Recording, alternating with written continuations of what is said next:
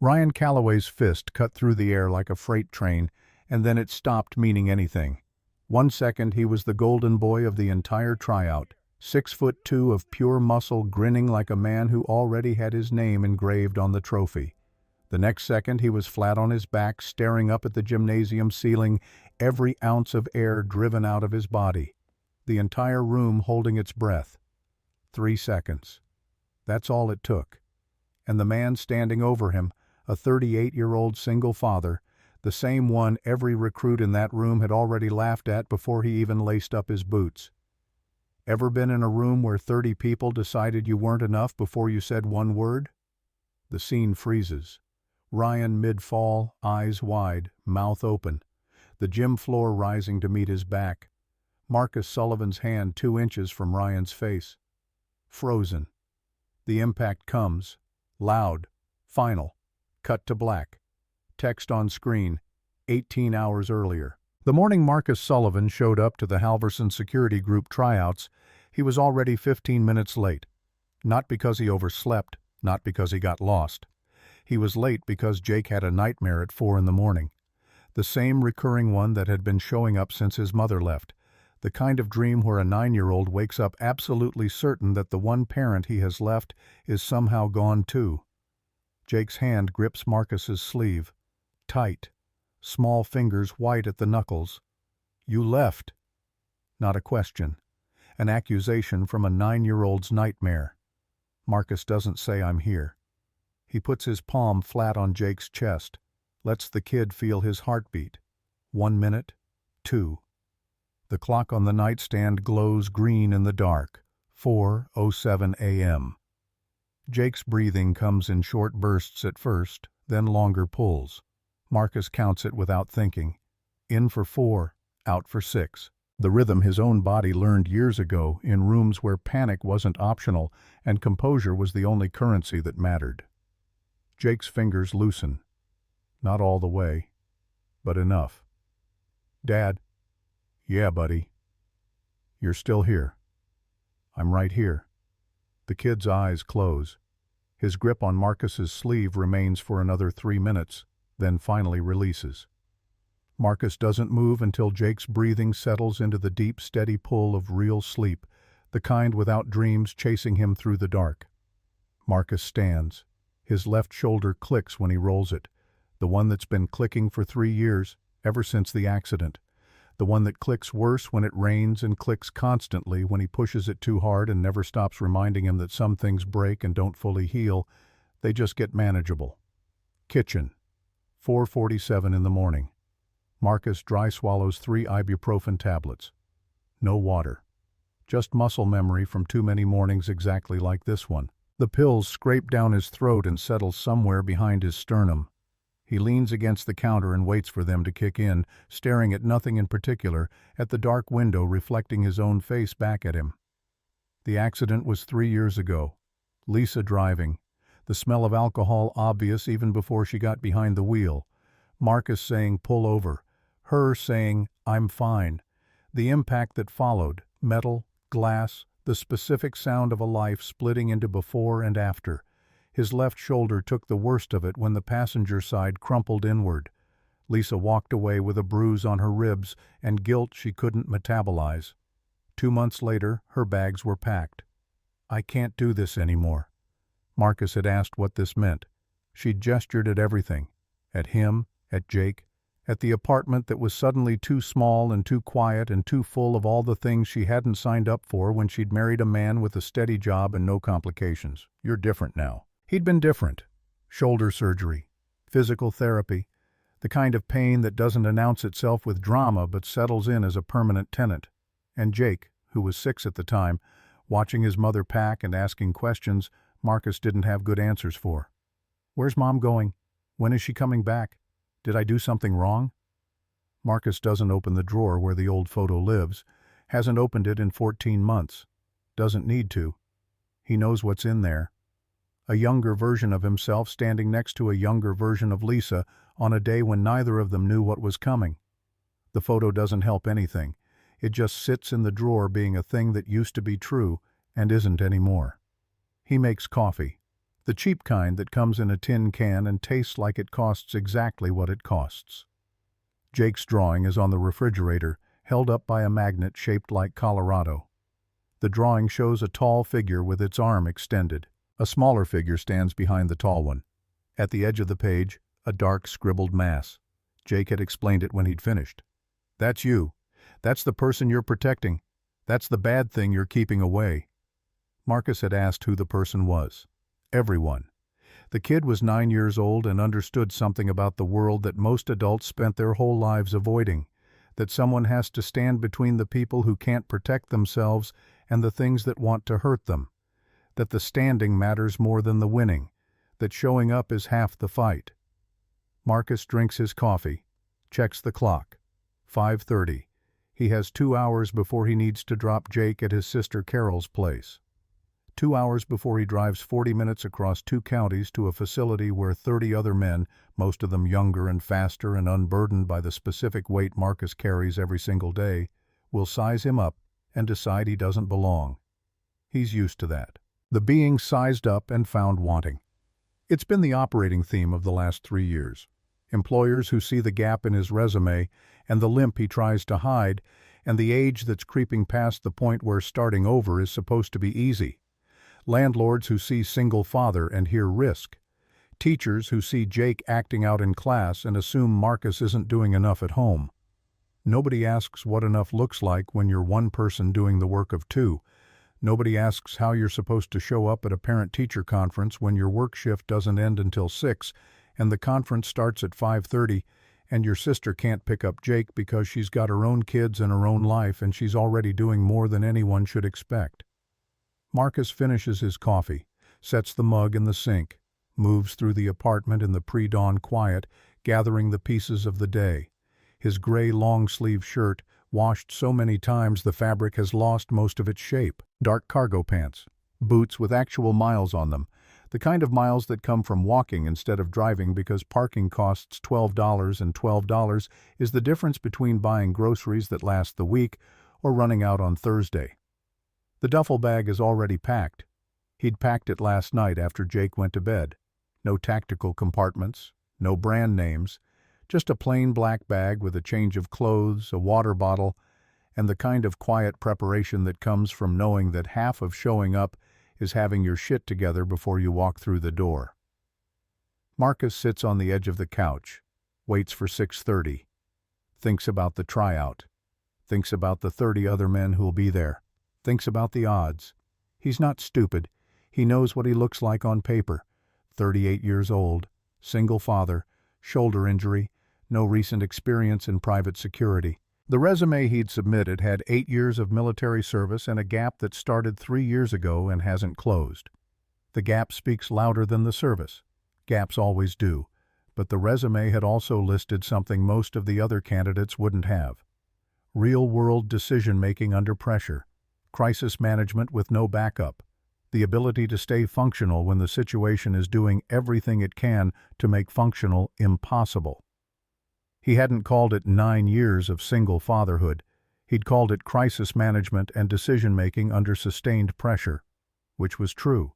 Also true, every morning at 4 a.m. when Jake woke up terrified, every grocery run where Marcus calculated cost per ounce in his head while Jake asked for the cereal with the cartoon character on the box.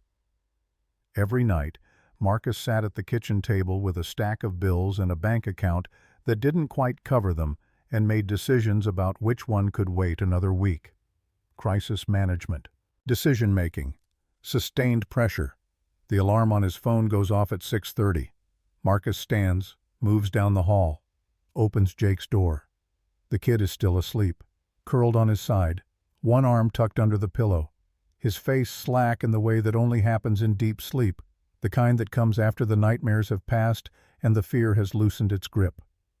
Marcus doesn't wake him yet, just stands in the doorway for 10 seconds, watches his son breathe, reminds himself what all of this is for. Nobody at Halverson Security would know Marcus had been training for this job every morning at 4 a.m. for 9 years. Different kind of training. The kind with no referee.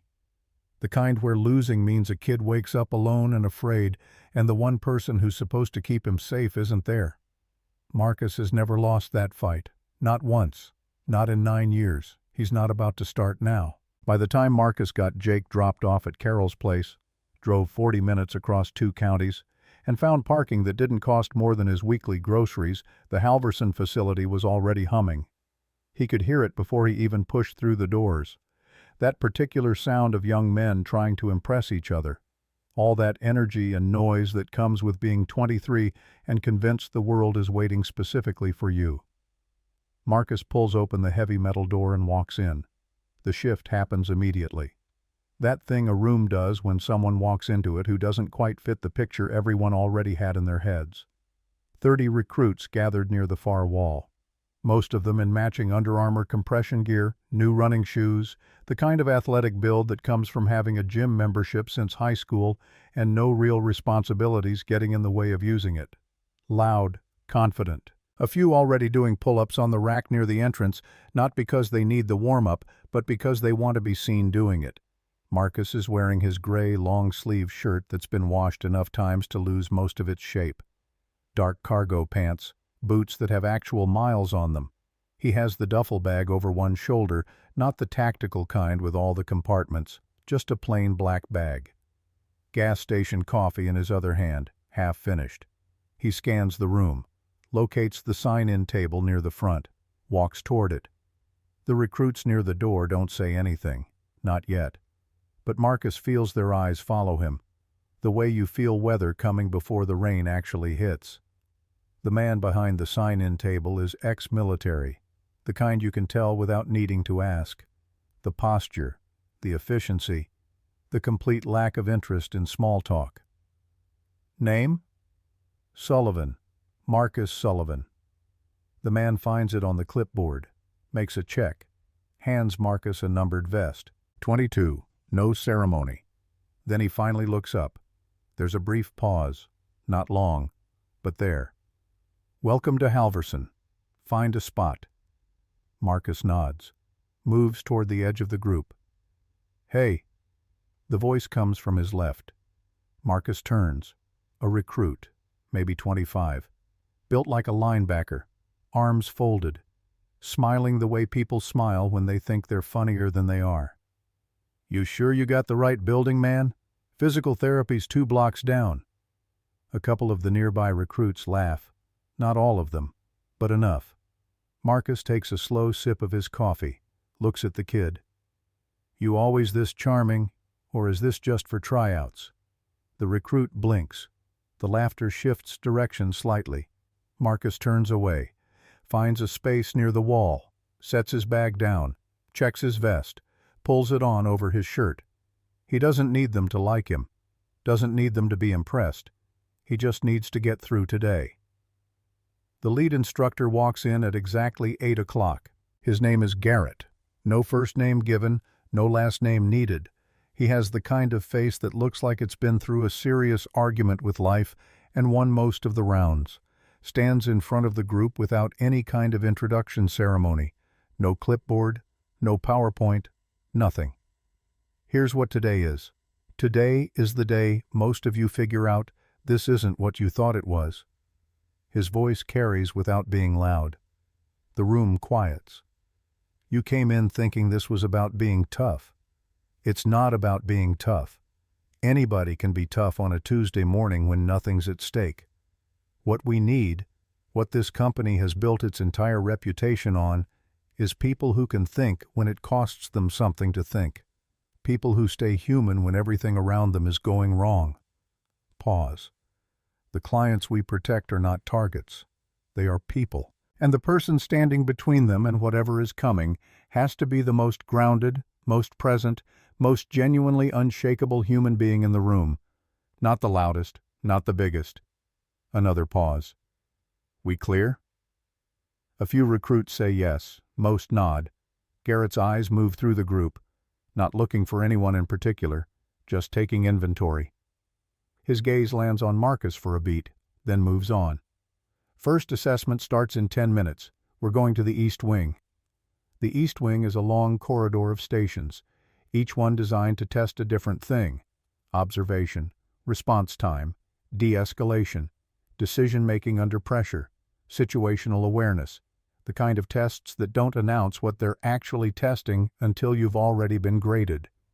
The first station is deceptively simple. Each recruit brought into a room, shown a photograph of a busy street scene for exactly 8 seconds, then asked a series of questions about what they'd seen, standard stuff, entered. How many people? What were they wearing? Any anomalies in the environment? Most of the recruits go in confident, come out less so. Marcus waits his turn, watches the pattern. The guys who try to memorize everything come out struggling to recall specifics. The ones who focus on one detail miss the rest. His number gets called. He steps into the room. The evaluator is a woman, mid-40s, efficient, sets a timer without looking at him. 8 seconds, starting now. The photograph appears on the screen. A downtown street, afternoon, moderate foot traffic, buildings on both sides. Marcus doesn't try to memorize everything. He looks for what doesn't fit. 3 people moving against the general flow. One man at the left edge of the frame watching the subject instead of where he's going. Second building, back left window open. Every other window on that floor closed. Timer goes off. Screen goes black. How many individuals visible in the frame? 17. Describe any anomalies in movement patterns. 3 individuals moving against general foot traffic. 2 on the left sidewalk heading east while the crowd flows west. 1 crossing mid-block against the signal. Environmental anomalies? Second building from the left, back left window open on the 3rd floor. All other windows on that floor closed. Man at the left edge of frame watching the subject rather than his surroundings or direction of travel. The evaluator writes. Doesn't react, but writes more than she wrote for the recruit before Marcus. He saw it through the door gap on his way in. Thank you. You're done. Marcus walks out. The linebacker recruit from earlier, the one who'd made the physical therapy joke, his name turns out to be Daryl. He's comparing answers with his friend near the wall. Bro, I said like 12 people. I wasn't even paying attention to the windows. He catches Marcus walking past. What'd you get? Marcus looks at him briefly. Pay attention to the windows. Keeps walking. Daryl frowns. His friend raises an eyebrow. The second station involves a mock verbal confrontation. An actor playing an agitated individual, escalating in stages. The recruit has to manage it without physical intervention if possible. A lot of the younger guys try to use their size. Leaning in, lowering their voices in that way that reads as authority but actually reads as aggression. A few of them cause the actor to escalate further. 2 fail the station outright. When Marcus steps into the room, the actor is already in character, pacing, voice raised, pushing the limits of the simulated space. Marcus doesn't match the energy, doesn't puff up. He moves a step to the side, not forward, not backward. Hey, his voice even, almost gentle. I need you to slow down with me for a second. The actor glances at him, surprised by the tone. I'm not here to make this worse. You're clearly dealing with something serious, so let's just take a breath and talk about it. You've got my full attention. There's a beat. The actor, trained to escalate unless properly de-escalated, goes quiet for a moment. Then he slowly comes down. Station passed. Outside, 2 recruits who'd watched through the observation window exchange a look. That was different. He didn't even raise his voice. It's during the 3rd station break, a 10-minute rest period where the recruits can get water, catch their breath, that Marcus first properly encounters Ryan Calloway. Ryan is hard to miss. 26, maybe 27. Built in that specific way that says the gym has been a serious lifestyle since at least high school.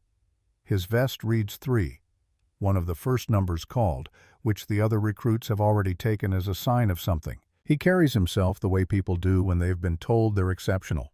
So many times they've stopped processing it as information and just absorbed it as identity. He walks over to the water station at the same time Marcus does. For a second, neither of them speaks. Marcus fills his cup. Ryan fills his. Then Ryan turns. How old are you? The question is designed to sound casual. It isn't. 38. Ryan nods slowly. The way you nod when someone confirms something you already suspected and didn't think highly of. That's impressive, that you made it this far. I mean, at your age. Marcus looks at him, not with anger. There isn't any real anger there. More like the calm you develop when you've had so many versions of this exact moment that the novelty has completely worn off. You've been doing this long?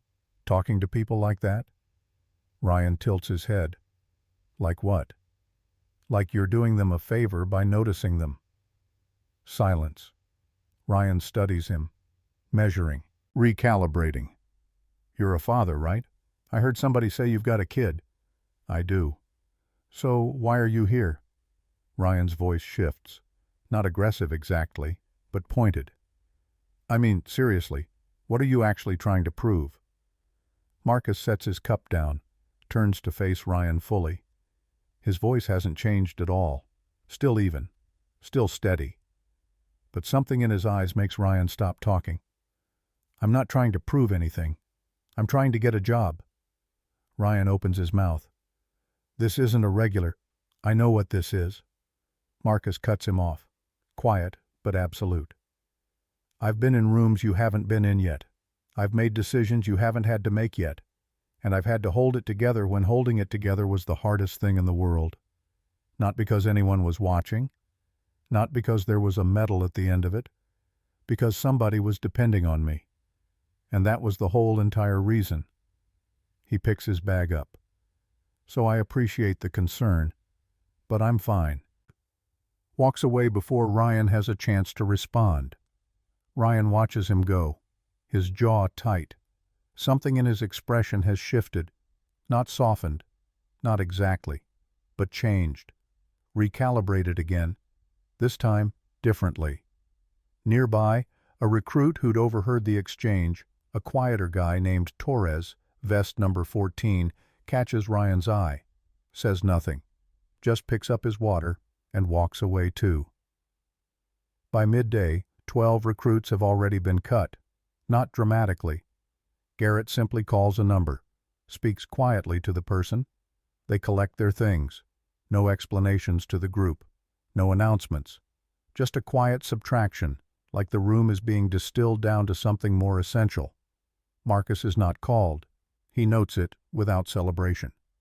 The afternoon session moves into the physical evaluations, endurance runs, functional strength assessments, tactical movement drills. This is where the gap between Marcus and the rest of the recruits becomes visible. He isn't the fastest, isn't the strongest. He knows that. He'd known that going in. What he is, what he has always been, is steady. He runs the mile at a consistent pace that isn't going to win anything, but he runs the whole thing without slowing down.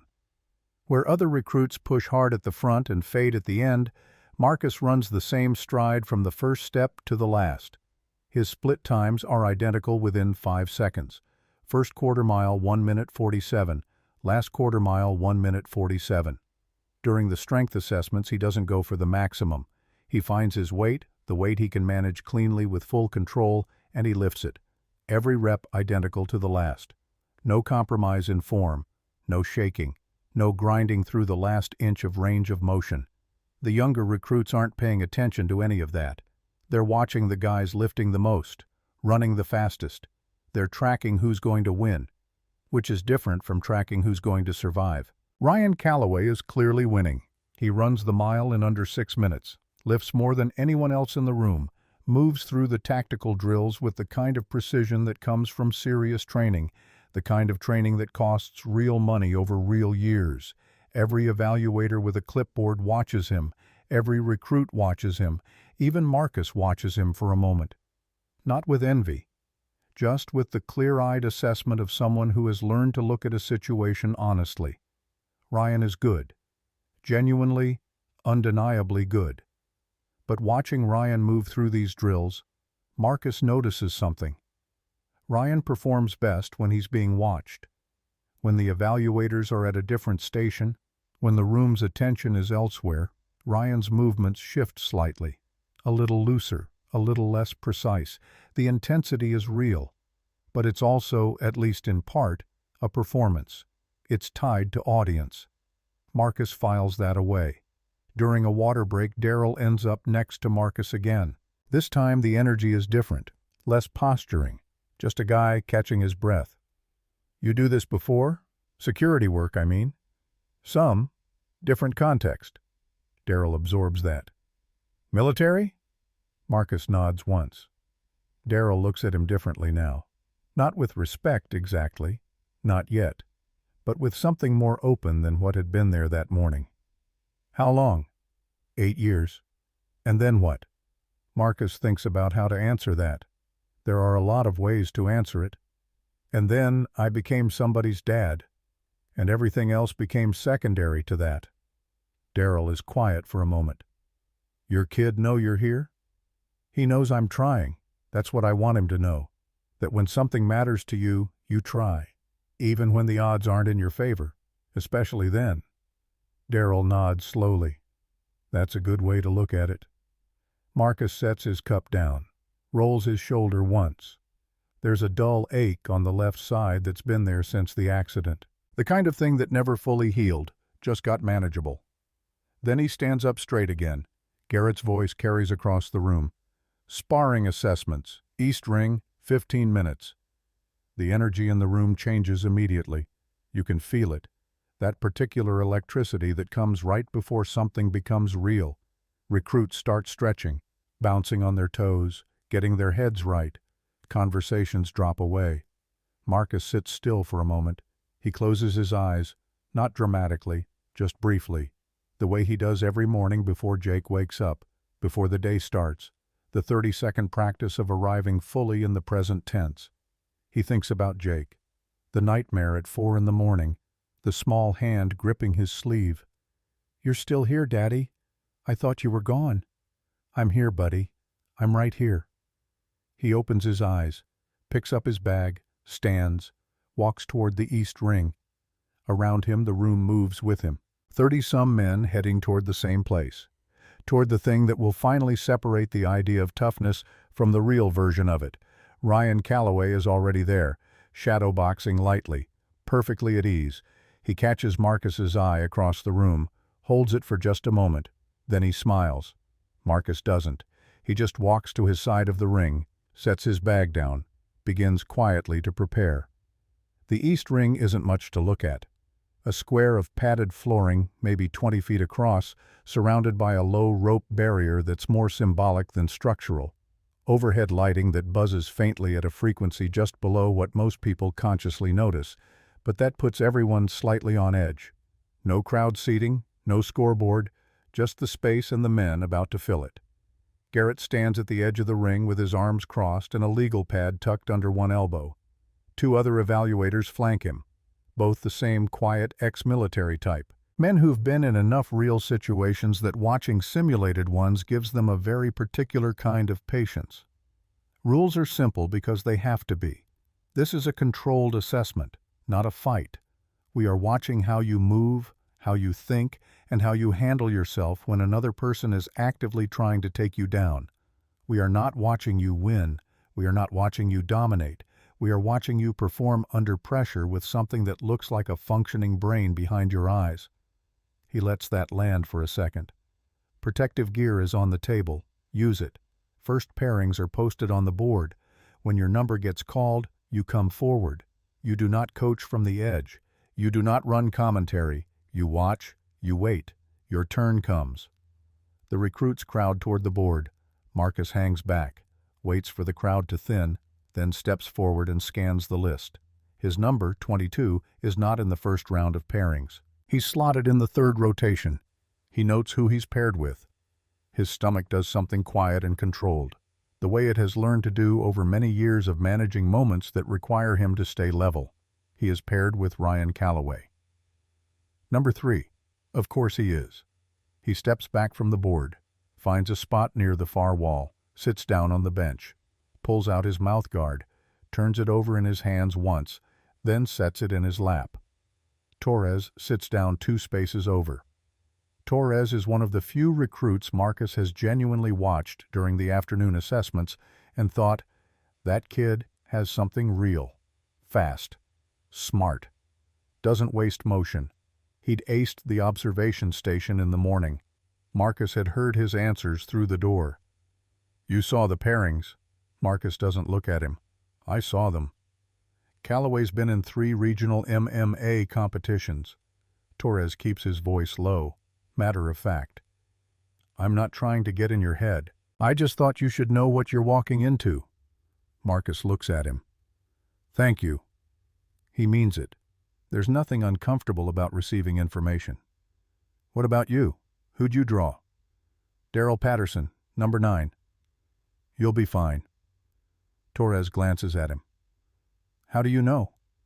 Because you don't fight angry. Daryl does. Angry people are predictable. Torres considers that, nods once. The first pairing comes forward. 2 younger recruits, number 6 and 11, both trying hard to look relaxed and not succeeding. They touch gloves. The room goes quiet. In that particular way, it goes quiet when something real is about to happen. Marcus watches the match. Not the way most of the other recruits watch, tracking who lands what, calculating odds, deciding who they want to win. Marcus watches the structure of it, the way number 6 moves his weight before he commits to a direction, the way number 11 covers his left side slightly differently than his right, just 2 inches of difference in where his elbow sits. But 2 inches is a door if you know how to read it. He watches how both men breathe, how their footwork changes when they get tired, how their eyes move when they're deciding versus when they've already decided. Most people watch a fight to see what happens. Marcus watches to understand why it happens. The first match ends in 2 minutes. Number 6 wins on points. Both men come out breathing hard, which tells Marcus that neither one of them had paced themselves at all. They'd spent everything in the first 60 seconds trying to establish something. The last 60 seconds had just been survival. Garrett makes a note on his legal pad. His expression doesn't change. The second pairing goes longer.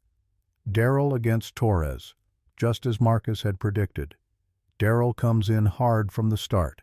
Big energy, all forward pressure. And Torres does exactly what Marcus had seen in him. He moves sideways instead of backward, doesn't panic, and lets Daryl's weight and speed work against him, redirects rather than absorbs. And when Daryl finally overcommits on a right-side push, Torres uses the opening and sweeps clean. Daryl goes down, comes back up fast, face red. But the damage is done. The evaluators make notes. Daryl wins the second exchange, but he's already shown something he can't take back. Torres walks back to the bench, sits down next to Marcus, says nothing for a moment. You watched Daryl. I watched Daryl. Marcus almost smiles. Webb. Calloway. Garrett's voice. Marcus stands, pulls on his headgear, fastens it with the same calm deliberateness he applies to everything, picks up his mouth guard, puts it in, rolls his shoulders once, left, right. Not dramatically, just a maintenance check, the way you test a door handle before you decide whether to trust the door.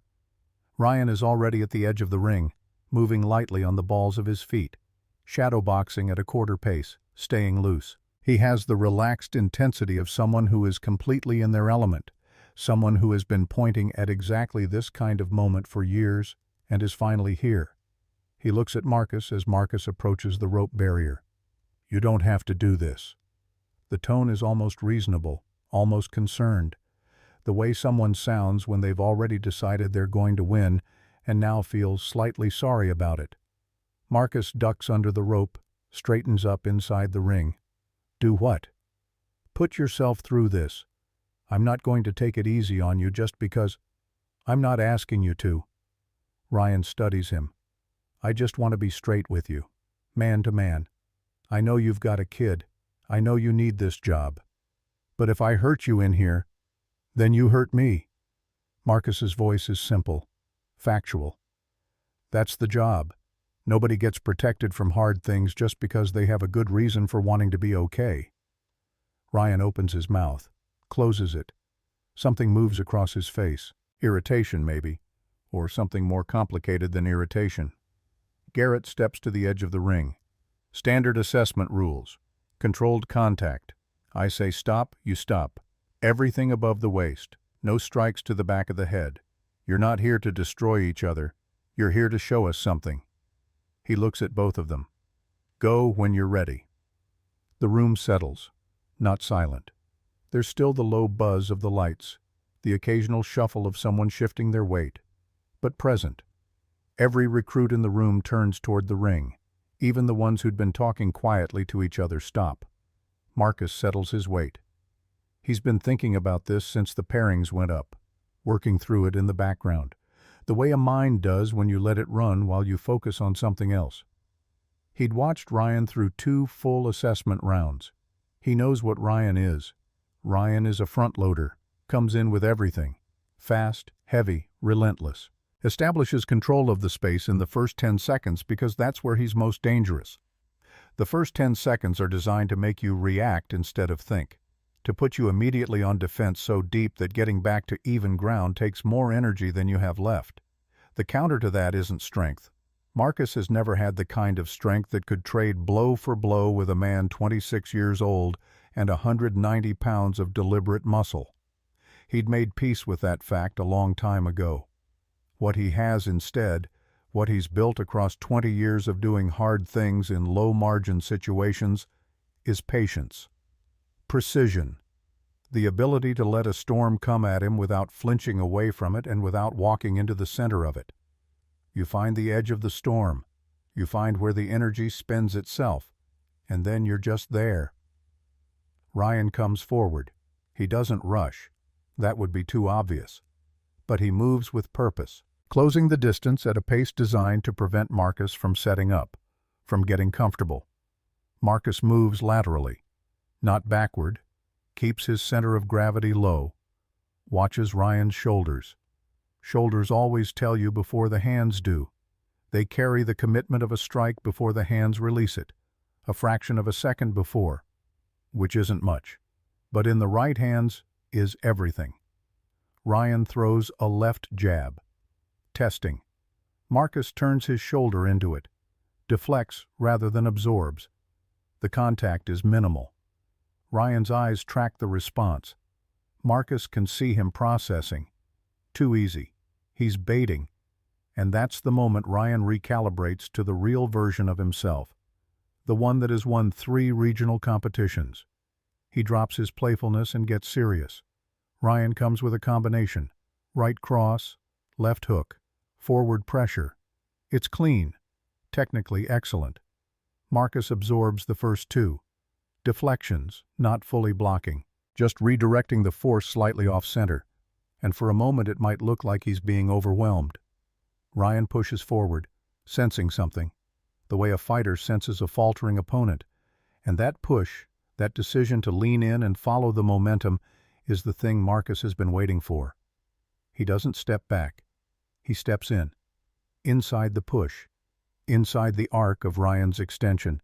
Into the one place Ryan's leverage doesn't work. Ryan's weight is forward. His base is narrow. He's committed. And Marcus, who has been a father for 9 years, who has been making hard decisions in narrow windows for 9 years, who has learned the kind of timing that comes not from youth but from necessity, plants his left foot at the outside of Ryan's right, gets his hand on Ryan's arm just above the elbow, and turns. It isn't a dramatic move. It isn't the kind of thing that looks like a movie. It's just physics applied with precision at exactly the right moment. Ryan's own momentum becomes his undoing.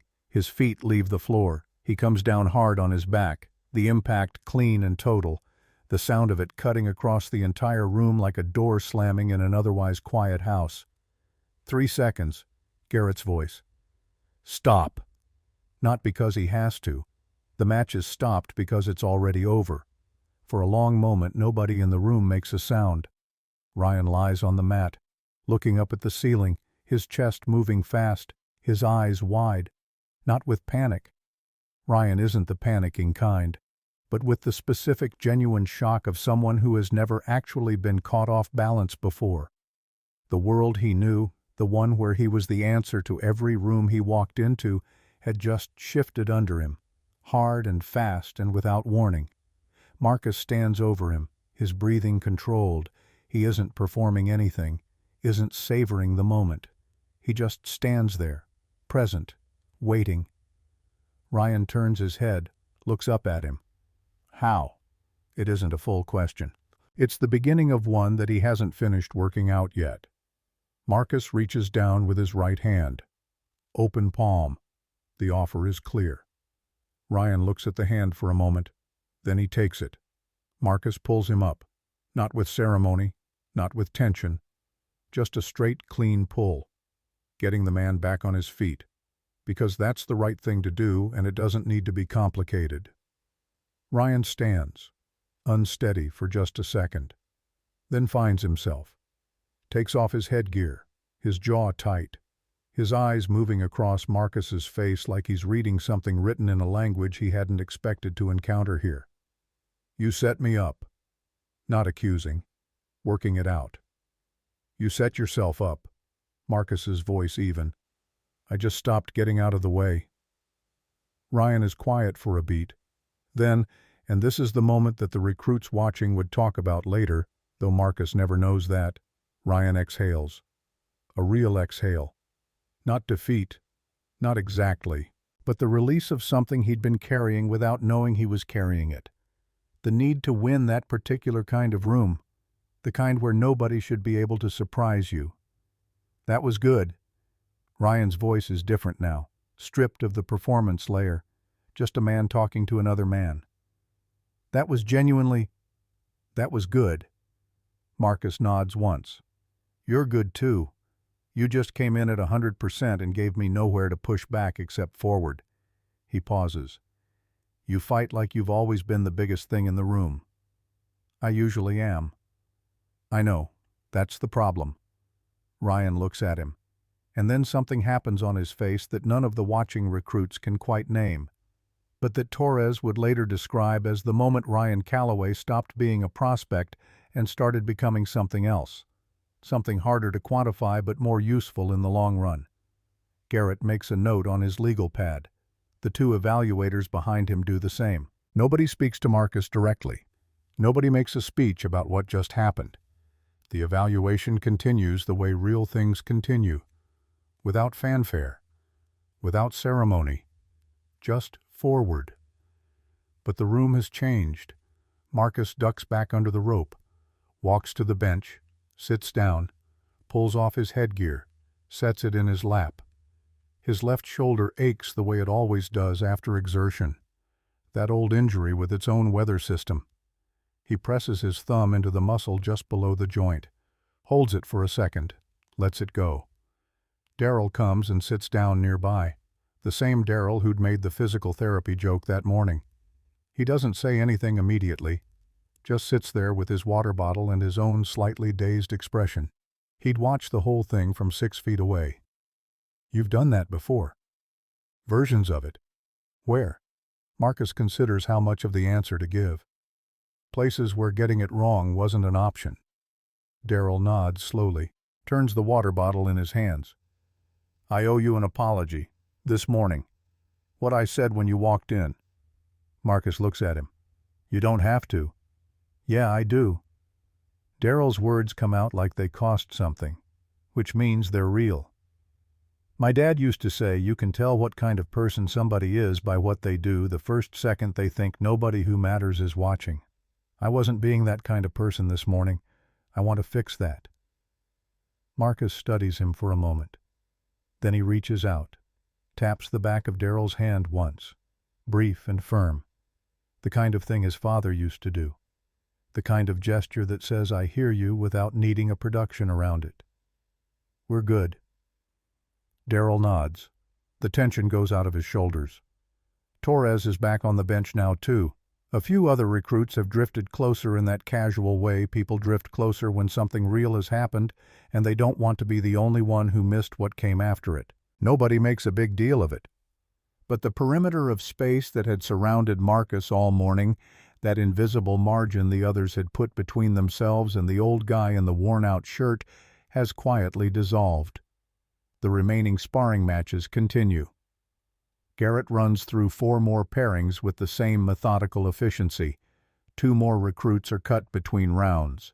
1 for aggression that crosses the line from controlled to dangerous. 1 for a response time issue that showed up across 3 different assessment points and had clearly been a pattern all day. During one of the breaks, Marcus notices Garrett watching him from across the room. Not in an evaluating way. The evaluating is ongoing and constant, and not the same as what Garrett is doing now. This is something more direct. The look of a man who has seen a lot of people come through a particular kind of fire and has a good sense of what survives it. Garrett catches Marcus's eye, holds it for exactly 1 second, then looks back down at his legal pad. Marcus doesn't read too much into it. He'd learned a long time ago that reading too much into small moments is a form of hope management that almost always costs you more than it gives you. He focuses on what's in front of him, which is the next round, and then the one after that.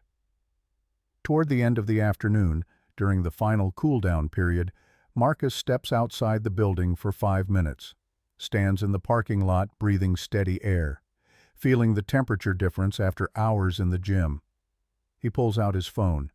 There's a text from Carol. "Jake wanted me to tell you that he did his homework without being asked. He says that's his good luck for you."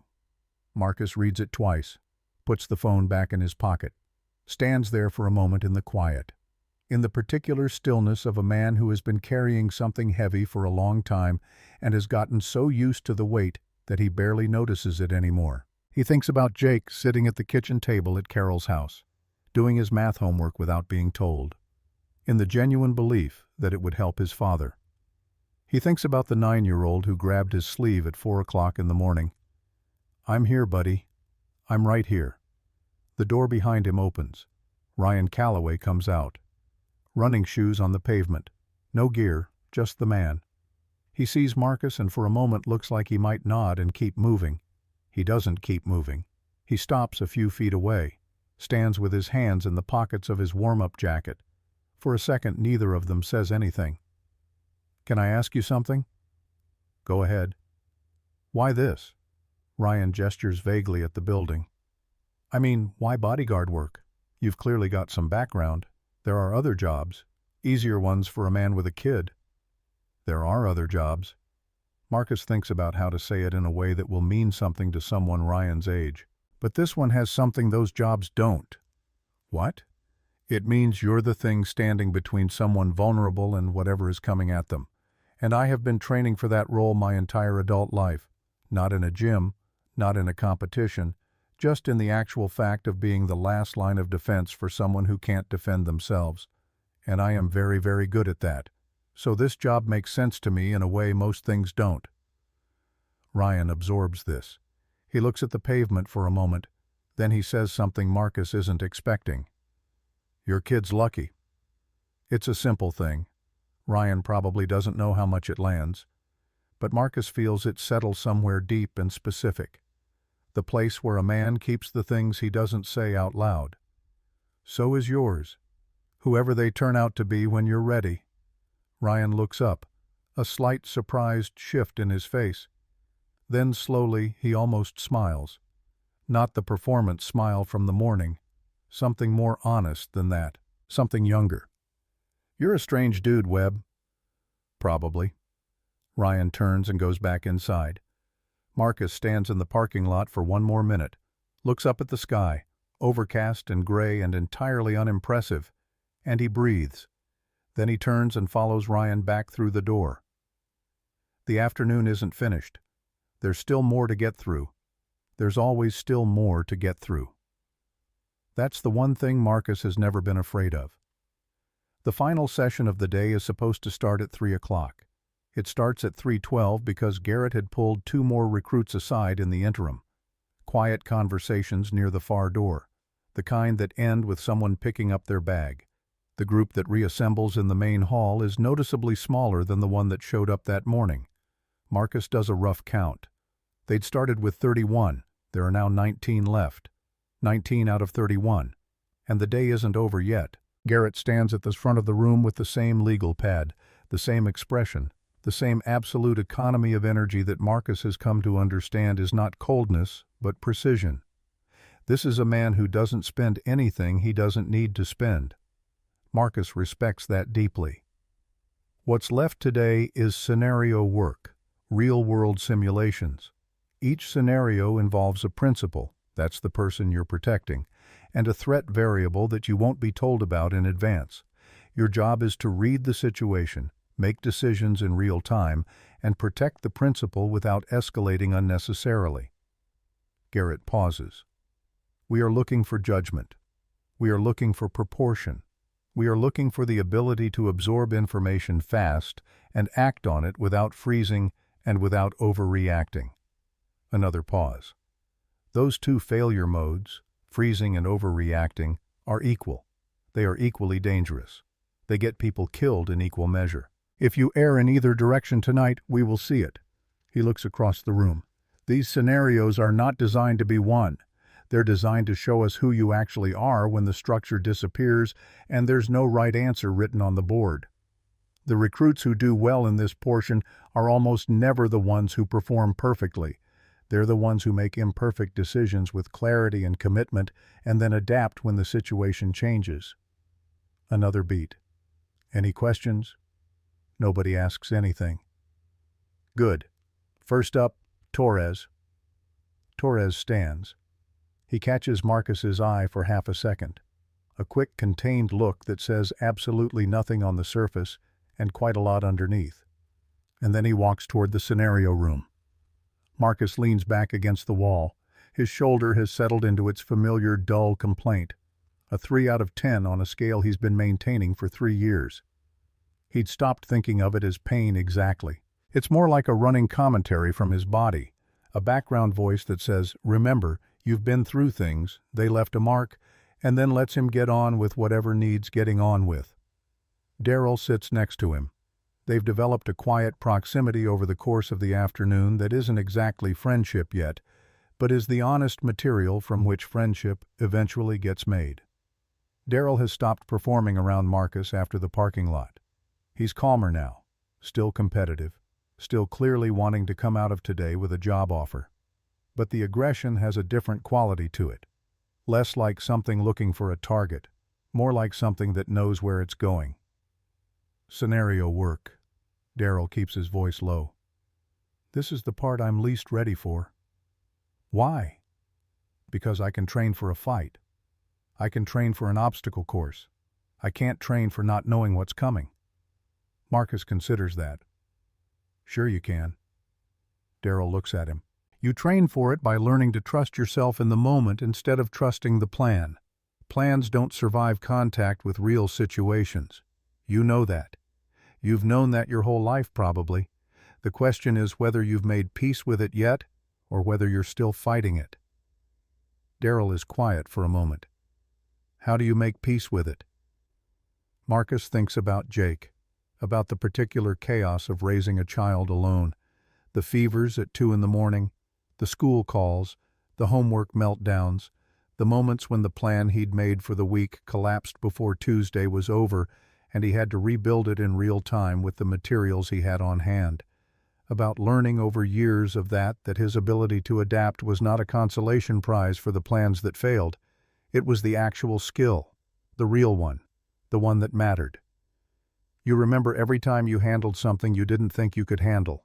You stack those up. You build a file of evidence that says you've been here before. In the unknown.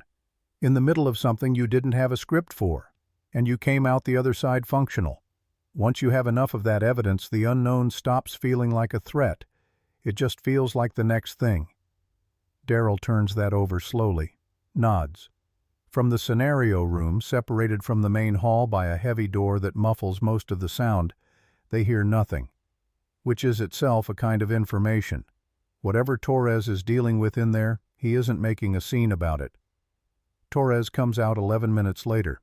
His face is composed, but there's something working behind his eyes, the look of a man who'd just been handed a problem he hadn't fully solved but had dealt with as well as he could.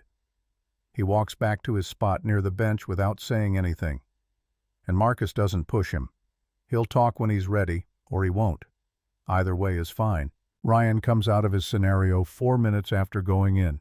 Marcus tracks the time without meaning to. 4 minutes is short.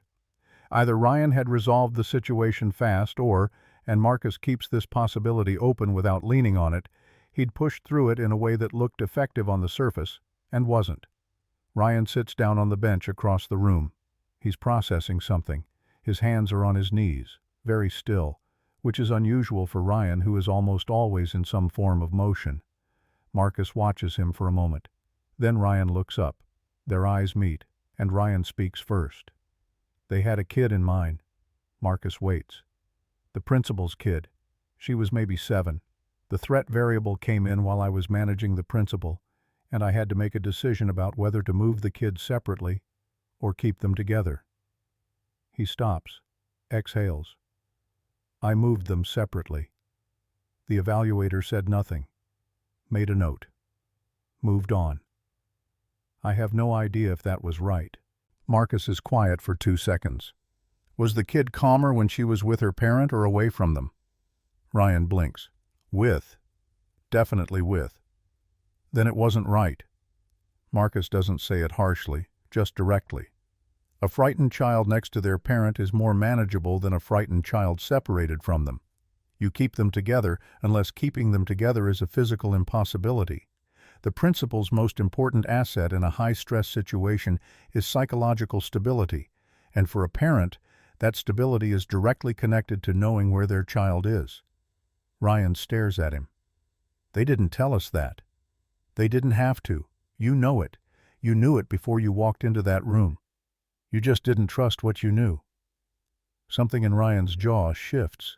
He looks down at his hands. How do you know that stuff? I mean, where does it come from? The actual knowledge, not the training. Being the one who has to keep it together for years when there's no backup and no manual and someone small is looking at you and needing you to have the right answer. You learn pretty fast what actually works and what's just the idea of what works. Ryan sits with that.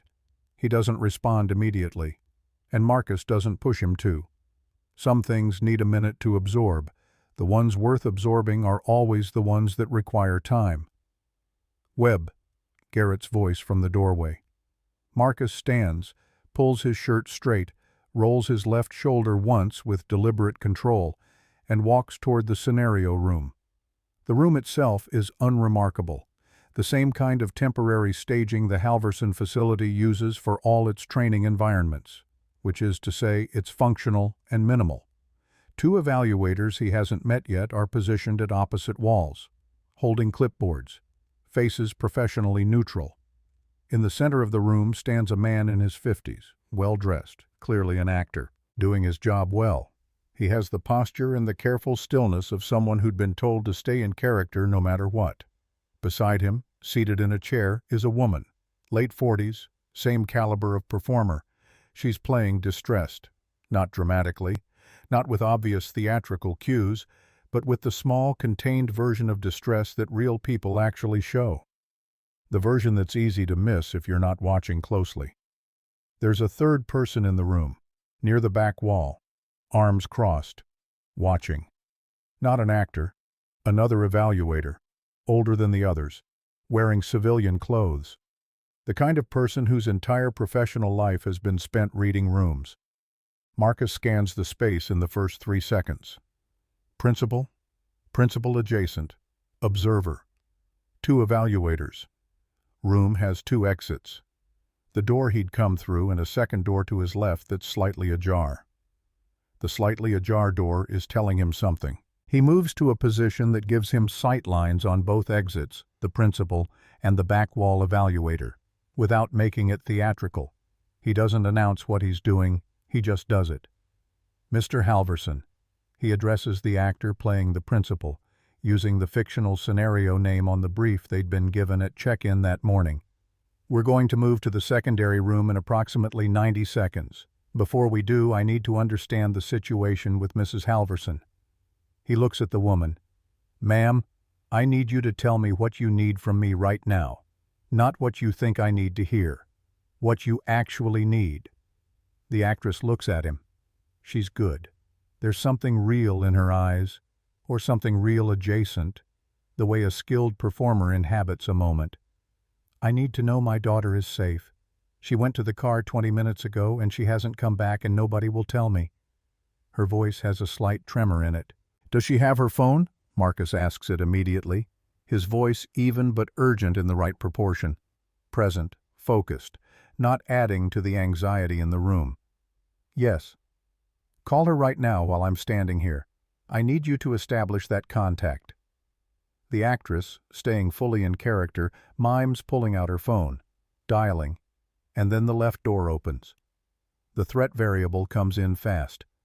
Another actor, clearly briefed to play an intruder, moving with purpose, the energy of confrontation fully deployed. He's a big man, younger than Marcus. He closes the distance toward the principal quickly. There are maybe 2.5 seconds between the door opening and the moment of contact becoming unavoidable. In those 2.5 seconds, Marcus makes 4 decisions. He moves his body between the intruder and the principal. Not dramatically, not with a running start, just a step and a pivot that repositions him at the exact intersection of the threat line. He puts his left hand back toward the principal in a gesture that's both protective and instructive. Stay where you are. Stay behind me. He assesses the intruder's hands, empty, which changes the calculus significantly, and he opens his mouth. Stop. The word comes out with a particular kind of weight, not loud, not aggressive, but with the quality of something immovable behind it, the same tone he'd used with Jake 100 times when Jake was heading toward something dangerous, the voice that has no anger in it but absolute conviction.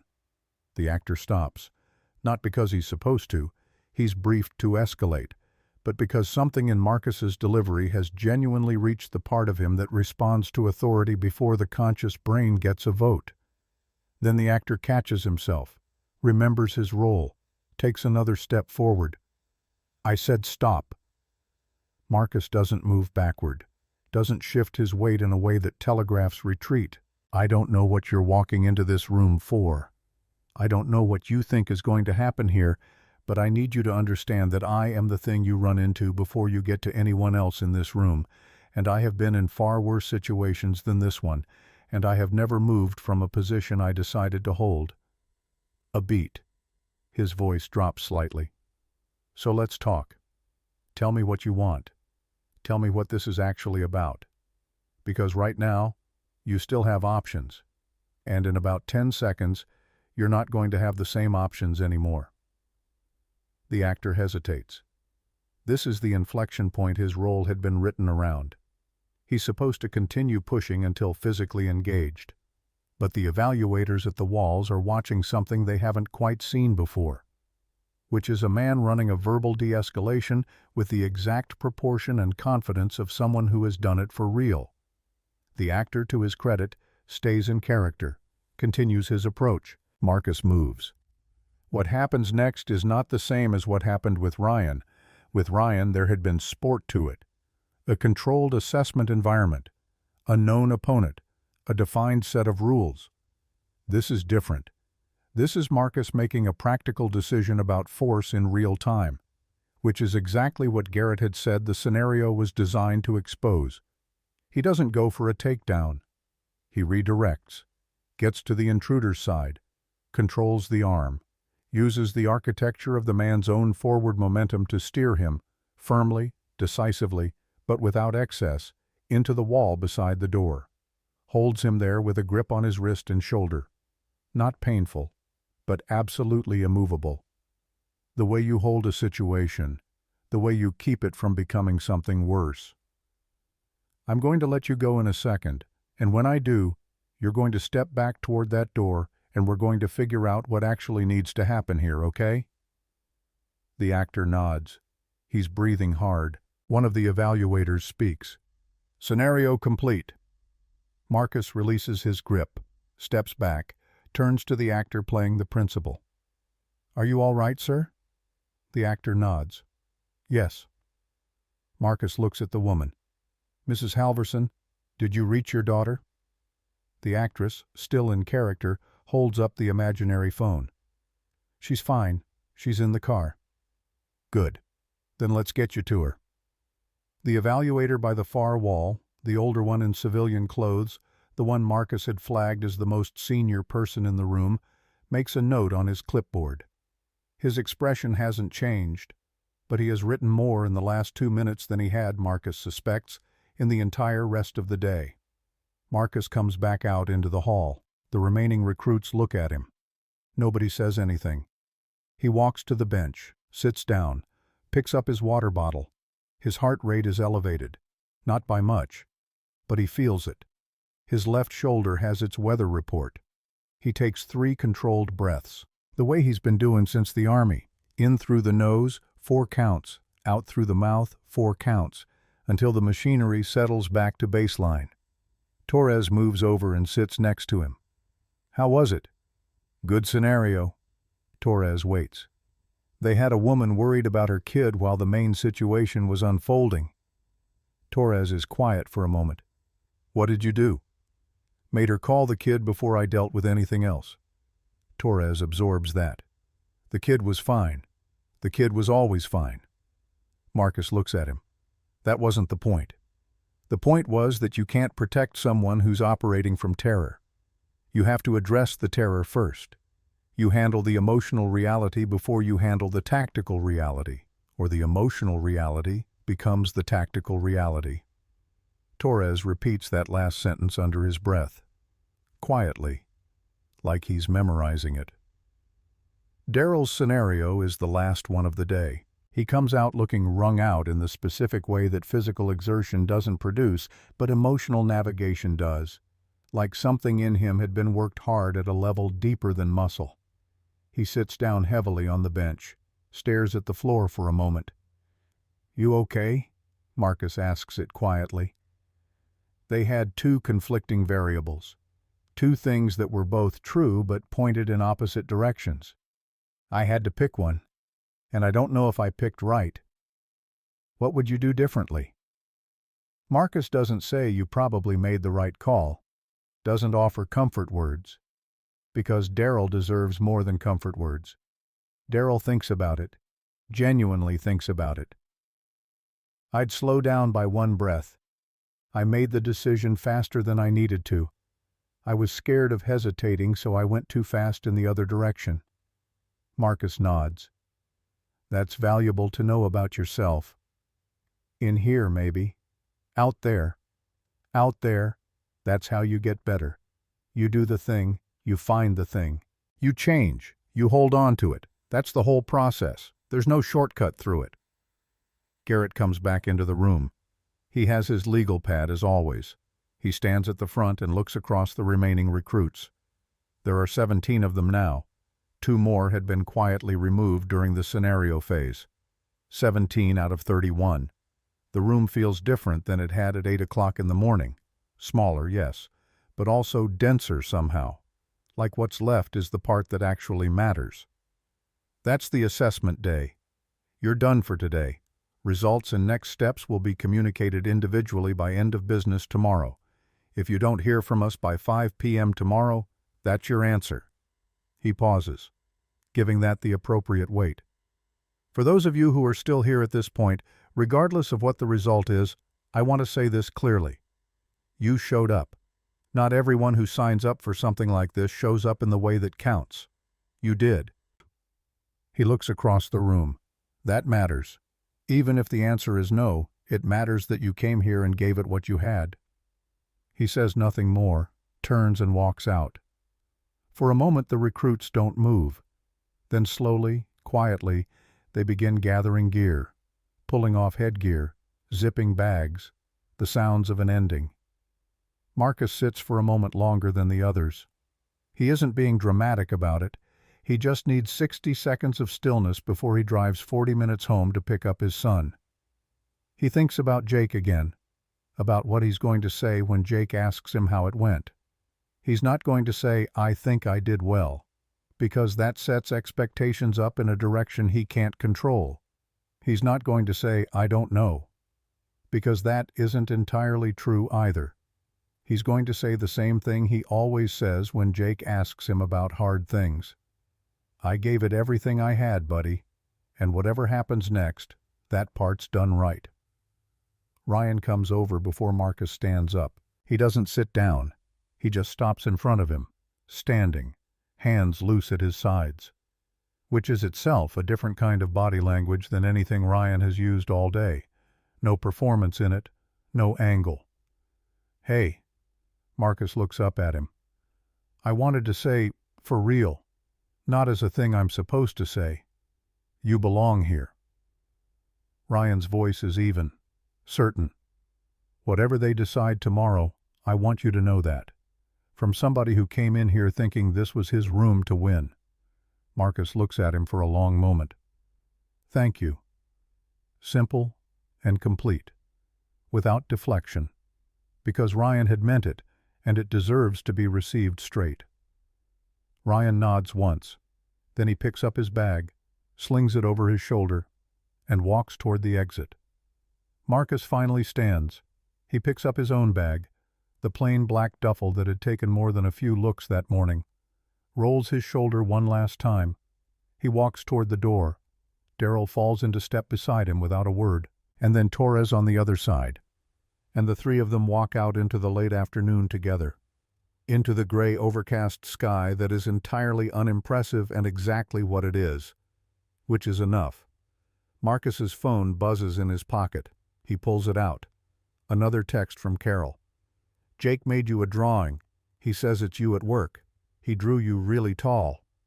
Marcus stops walking for just a moment. He reads it again.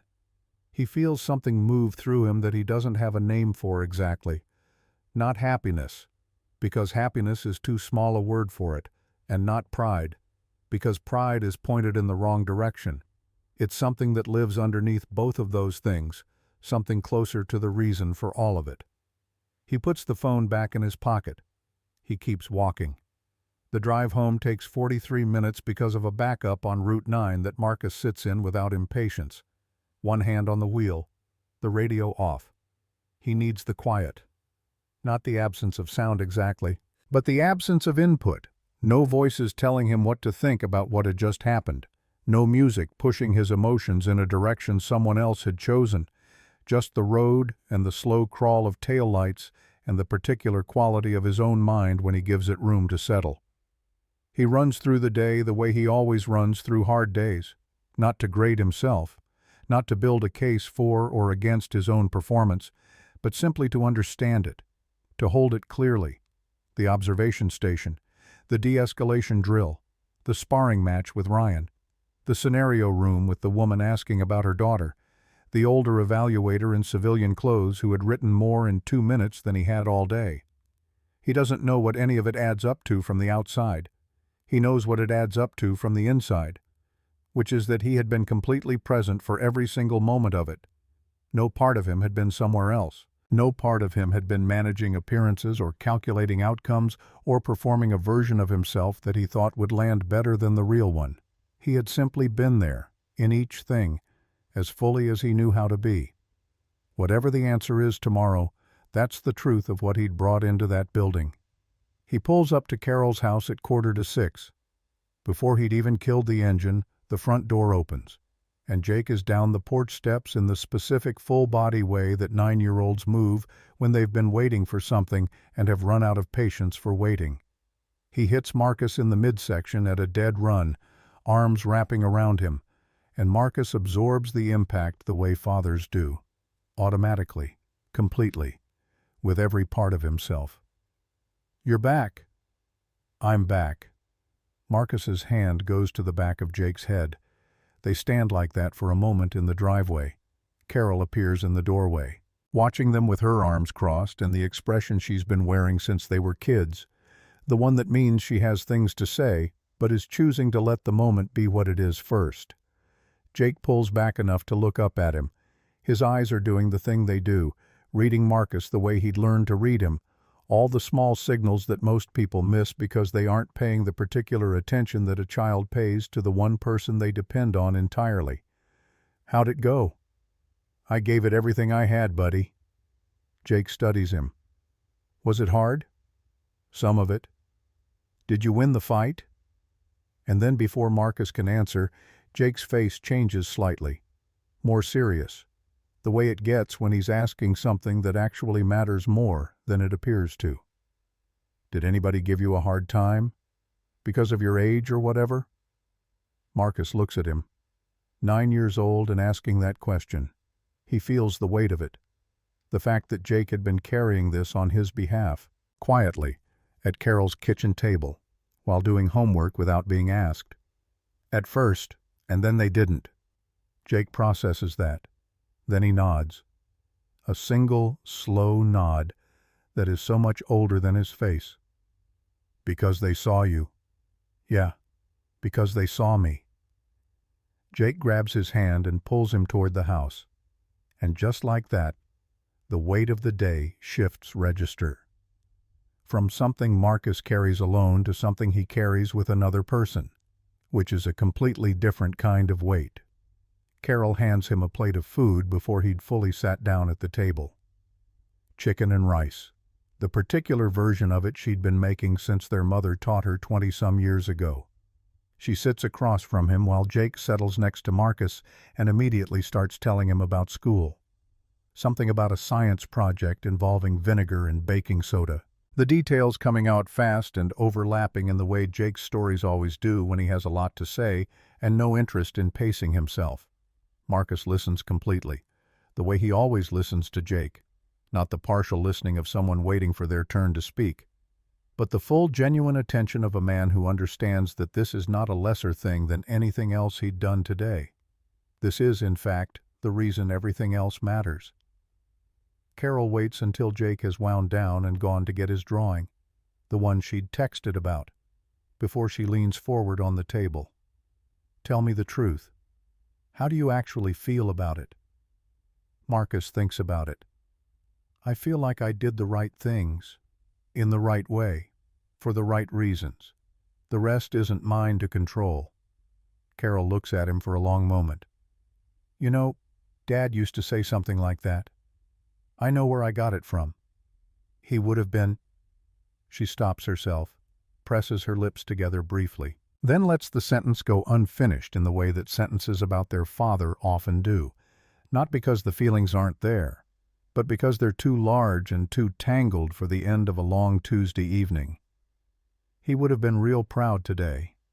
Simpler, cleaner. Jake comes back with the drawing. He spreads it on the table in front of Marcus with the flat palm gesture of someone presenting something important. Which it is. It's done in pencil with some blue crayon. A tall figure in what is clearly meant to be tactical gear standing in front of a smaller figure. The tall figure has its arm out between the smaller figure and something at the edge of the page that Jake has drawn as a dark scribbled mass. That's you. And that's the person you're protecting. And that's the bad thing you're keeping away. Marcus looks at the drawing for a long time. Who's the person I'm protecting? He asks it quietly. Jake looks at him like the answer is obvious. Everyone. Marcus picks the drawing up carefully, holds it in both hands. He doesn't say anything for a moment. Carol looks at the table. I'm keeping this. I know. Jake doesn't elaborate. Doesn't need to. He'd made it for this exact purpose. Marcus slides the drawing carefully into his bag. He'll put it on the refrigerator when they get home, right where he can see it every morning before everything else. He doesn't sleep well, not badly either.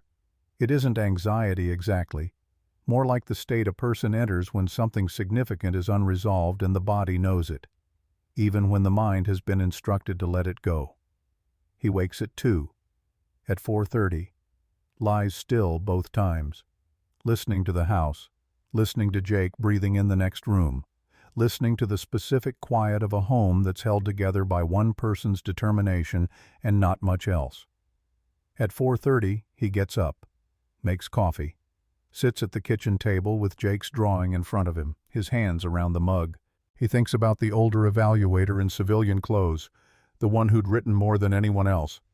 Marcus has been in enough assessment environments to know what the senior observer's role is, not to grade the individual tasks, but to form a picture of the whole person, to find the thing underneath the performance, the thing that's actually there when the performance falls away. That's the part they're really hiring, not the skill set, the person behind the skill set. He wonders what that man had seen, He thinks about Ryan saying you belong here, not as a consolation prize, as a genuine statement of something Ryan had worked out over the course of a day and landed on as true. He thinks about Garrett's face in the scenario room doorway, the brief, direct look, the one that held for exactly 1 second and then moved on.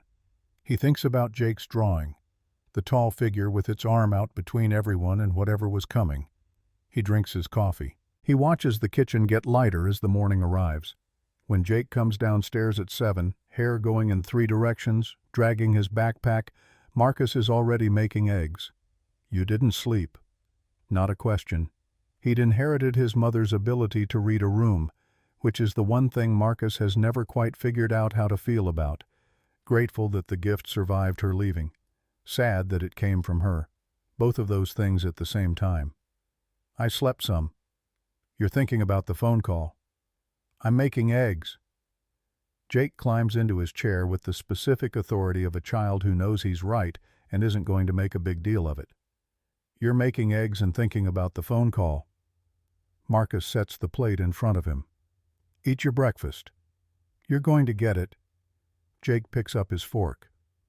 Matter of fact. You don't know that. Yes, I do. Marcus looks at him. How? Jake shrugs. The way only 9-year-olds can shrug. Total body. Completely unburdened. Because you're you. Like it's the simplest, most complete answer available. Which from his perspective it is. Marcus sits down across from him, picks up his own fork, doesn't say anything else about it. Neither does Jake. And they eat breakfast in the kind of quiet that isn't empty. The kind that's full of something that doesn't need words. Because the words would just be smaller than the thing they're trying to hold.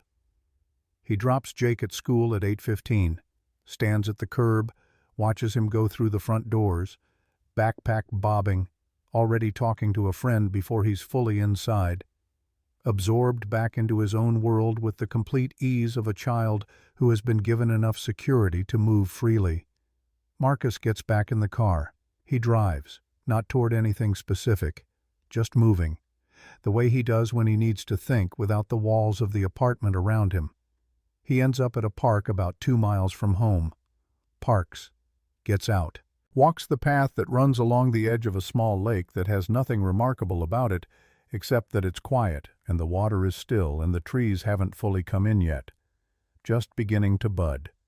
The very start of something. He walks for about 40 minutes. His shoulder gives its usual report. He ignores it, or rather he receives it and sets it aside. The way you do with information that's real, but not actionable. His phone rings at 9:51. The number is a 617 area code he doesn't recognize. He stops walking. He lets it ring once more. Not dramatically. Just the half-second of stillness that collects itself before something important. Then he picks up. Mr. Sullivan, this is Margaret Holland, Director of Recruitment for Halverson Security Group. Her voice is calm, professional, carrying the particular texture of someone for whom important calls are a regular feature of the working day. Yes, ma'am. I'm calling to let you know that following your assessment yesterday, you've been selected to move forward to the final evaluation stage. A beat. We'd like to bring you in Friday morning. The final evaluation is a full-day session. It's more intensive than yesterday in some respects and less so in others. You'll be briefed on specifics when you arrive. Do you have any questions at this stage? Marcus is quiet for a moment. Not from shock exactly, more from the discipline of receiving significant information without letting the significance knock him off center before he'd actually processed it. How many candidates are moving forward? 8 out of 31. He does the math without commenting on it. And the Friday evaluation. Is it designed to further narrow the pool or? It's designed to confirm what we already believe we know about each candidate. Her tone shifts very slightly, warmer by a degree, which in her register is noticeable. Mr. Sullivan, I want to be direct with you. You were not the expected profile for this program. That's not a criticism. It's context. The team that evaluated you yesterday was unanimous in their recommendation to advance you. That is not always the case. So I want you to come in Friday with the same approach you used yesterday. Don't adjust it. Don't second-guess it." A pause. "Do you understand what I'm telling you?" "Yes, ma'am. I understand exactly what you're telling me." "Good. We'll see you Friday, 7:30 sharp. I'll be there. Thank you." The call ends. Marcus stands at the edge of the lake with his phone in his hand. The water is completely still. The trees are beginning. The morning is the same morning it had been 30 seconds ago, but something in the quality of it has changed. The way light changes when a cloud moves. The same light, but falling differently. He doesn't call Carol immediately. Doesn't text Jake's school to leave a message. He just stands there for a minute and lets it be real. The thing he'd driven 40 minutes for. The thing he'd prepared for across months of quiet discipline. Early mornings. Extra miles. The refresher courses he'd taken on his own time and his own money. The books on protective services operations he'd read after Jake went to bed. All of it pointing here. To this phone call. To this morning. To the still water and the beginning trees and the feeling of something not yet complete, but genuinely, solidly, in motion. Then he calls Carol. She picks up on the second ring. "Tell me." No preamble. Final evaluation. Friday. A sound from Carol that isn't quite a word. The kind of sound that comes out when something you've been hoping for a long time steps out of the abstract and becomes real. "Marcus, I know. You need to tell Jake tonight. I know." She laughs. The real laugh, not the performed one. The one that went back to when they were kids, and something good had happened in a house where good things weren't always guaranteed. Marcus smiles at the lake. "How are you feeling?" Her voice shifts, serious now. "Like there's still more to do, but like I'm the right person to do it." "You have always been the right person. You have always been exactly this person. It just took the right room to put you in." Marcus stands there, phone pressed to his ear, water in front of him, sky above. And for the first time in 3 years, maybe longer, the future doesn't feel like something he's bracing against. It feels like something he's walking toward.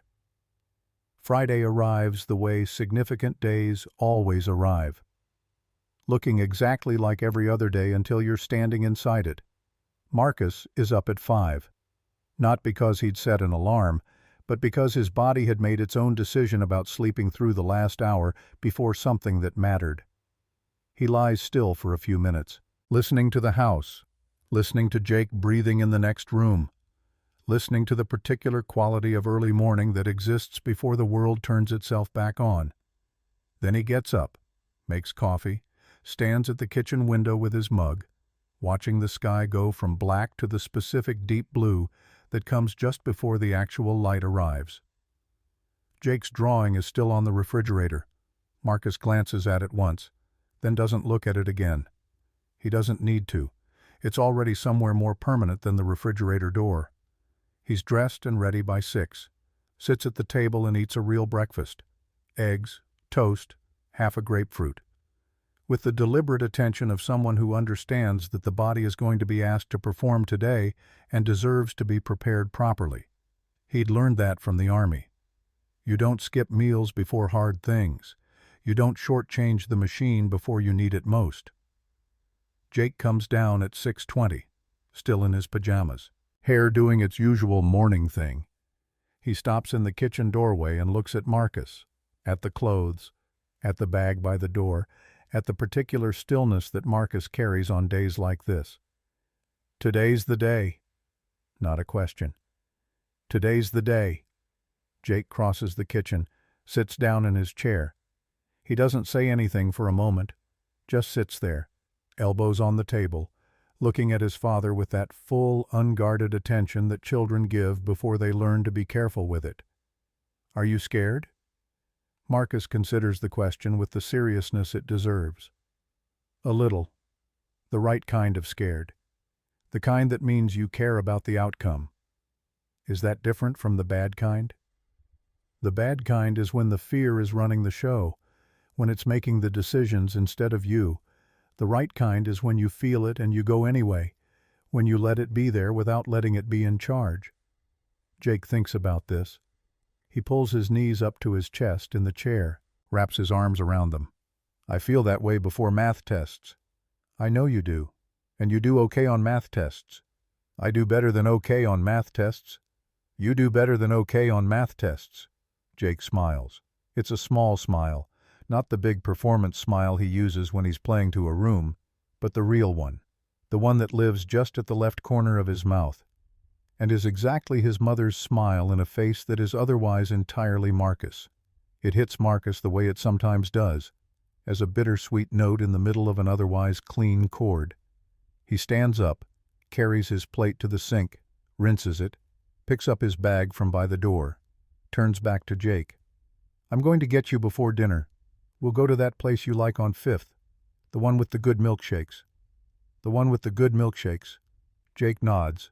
Then he gets out of his chair and crosses the kitchen, puts his arms around Marcus's waist.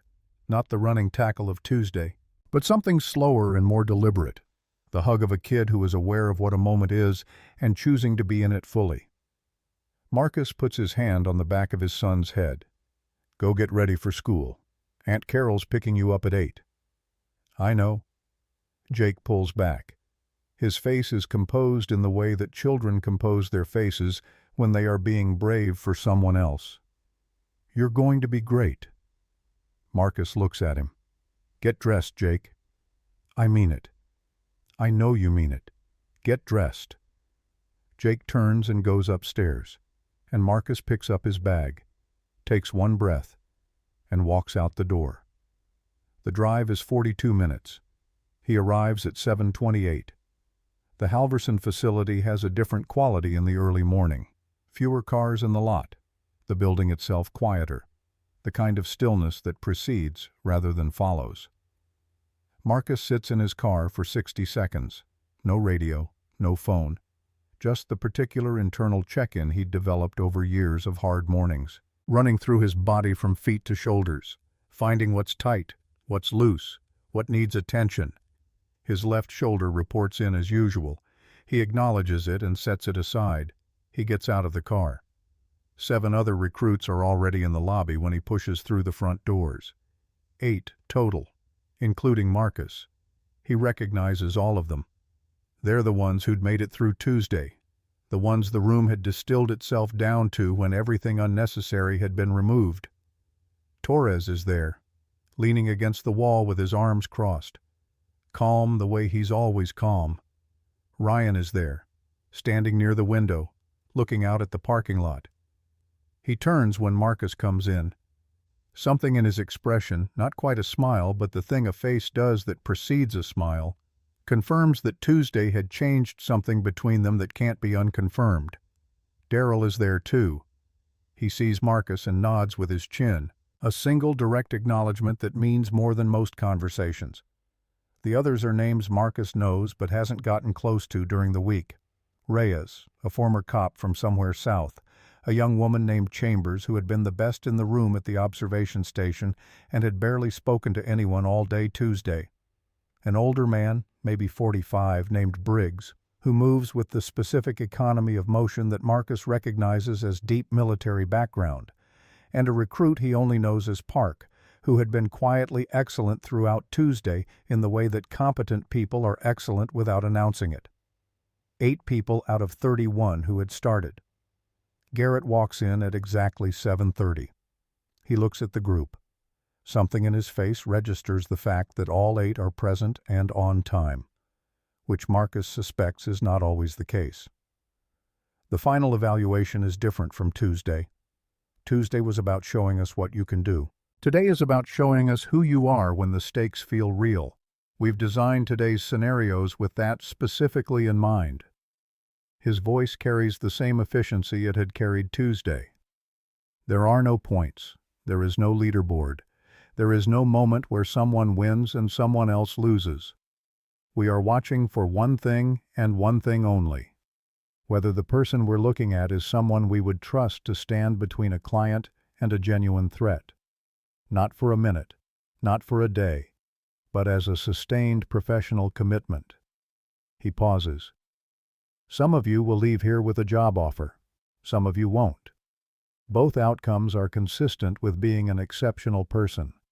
The job requires a specific combination of attributes that not everyone has in the same proportion, and there's no shame in any direction.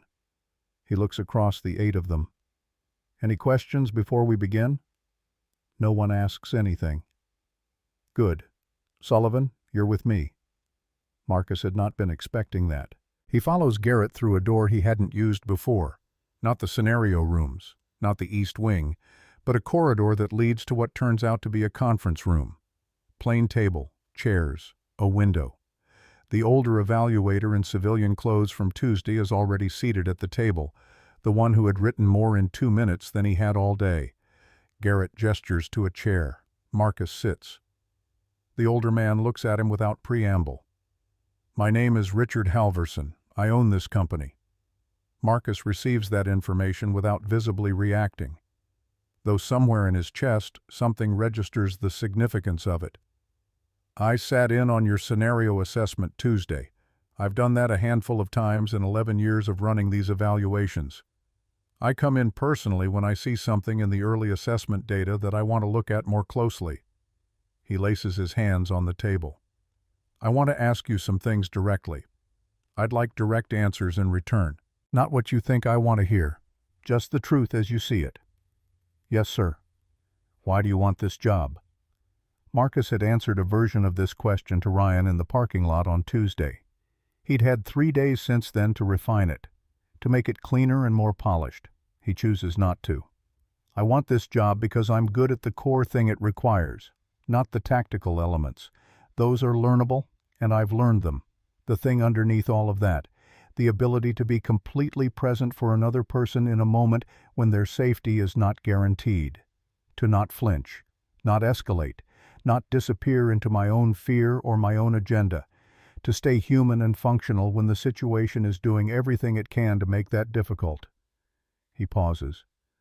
I've been doing that for 9 years. Not in this field. As a father. Alone. And it has built in me something that I don't think can be replicated by training. Because it didn't come from training. It came from necessity. Halverson looks at him. Being a father isn't a professional credential. No, sir, it isn't. But it's the most sustained, high-stakes situation I've been in where the person I'm protecting had no ability to protect themselves and no backup option if I failed. And I did not fail. Not once in 9 years when it actually counted. He meets Halverson's eyes directly. That's the record I'm bringing into this job. Halverson is quiet for a moment. Garrett, standing near the wall, has his arms crossed, watching the exchange with the same expression he'd worn through all of Tuesday.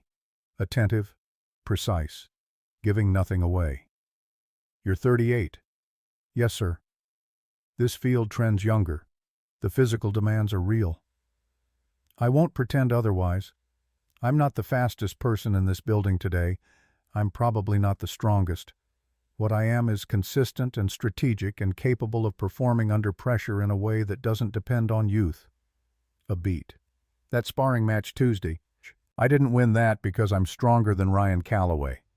I won it because I was patient enough to wait for the moment and present enough to use it when it came. That's not going to diminish with age. If anything, it improves.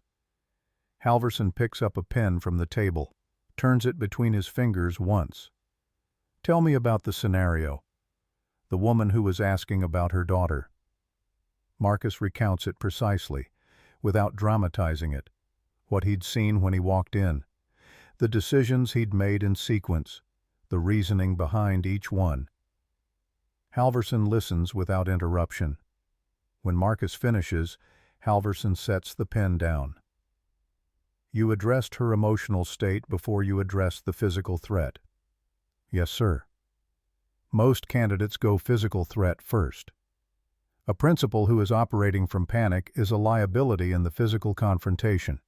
You stabilize the person first, then you deal with the threat, in that order. Halverson looks at Garrett. Garrett looks back at him. Neither of them says anything. But something passes between them. Marcus feels it. The specific communication of two men who have worked together long enough to hold a conversation in a glance. Halverson looks back at Marcus. What do you need from us if you're offered this position? Regarding your son? Logistics? Schedule? What does that actually look like? Marcus hadn't expected that question either. It lands differently than the others. More human. More direct about the actual life of the person sitting across the table. My sister is local and reliable. I've already had the conversations with her about what this schedule would look like. I have backup plans for the backup plan. That's been the operating mode since Jake was 3. He pauses. What I would ask is clarity on scheduling as far in advance as possible. Not because I can't adapt. I can and I will. But because it makes Jake's routine more stable. And a stable routine makes him more secure. And a secure kid doesn't take up mental space when I'm on the job. That's not just good for my family. That's good for the quality of work you get from me. Halverson studies him. You've thought about this. I've had 3 days, and 9 years before that. For the first time since Marcus had sat down, Halverson smiles. It's brief, controlled, the smile of a man who keeps his reactions close. But it's real. He stands up, extends his hand. Marcus stands and shakes it. We'll talk at the end of the day. Marcus walks back out into the corridor. He stops for a moment, one hand flat against the wall, and takes a breath. Not because he's shaking, he isn't, but because that was the room where the real thing had happened, and the body knows it, even when the mind is still catching up. The rest of the day moves the way final evaluations move, intense in their particular way. Not the physical intensity of Tuesday, but the sustained mental intensity of a day spent making real decisions in compressed time with real consequences built into the simulations. Marcus moves through each scenario with the same quality he'd brought to everything else. Present, proportionate, grounded. He doesn't try to be impressive. He tries to be useful. He tries to be the person in the room that the situation needs. Which is different from being the person in the room who looks best. During one scenario involving a public environment and a crowd and 3 variables that change in sequence, Marcus watches Chambers handle the first 2 variables with extraordinary precision, and then get caught by the third, which has an emotional dimension that requires reading a specific person's body language in a crowd. She makes a decision that is technically defensible, but personally wrong, the kind of wrong that comes from training rather than instinct. Marcus says nothing. It isn't his assessment to run, but afterward, during a water break, Chambers comes over to him. She's the quietest person in the group by a significant margin. Not shy exactly, just precise. Someone who doesn't spend words unless she means them. The third variable, the older man near the edge of the crowd. You saw him. Too late. You saw him. That's the start of it. Next time you'll see him earlier. She looks at him. How did you know to look there first? He was the only person in the crowd whose attention wasn't on the main event. Everyone else was watching what they were supposed to watch. He was watching the people around him instead. That's the signal. The person who's watching the watchers. Chambers is quiet for a moment. Where do you learn that? Anywhere you have to be aware of what's real. Grocery stores, parking lots, school pickup lines. Anywhere you're the one responsible for whether someone gets home safe. She nods slowly. Something in her expression shifts. The way it shifts when something arrives that was already there but needed to be named.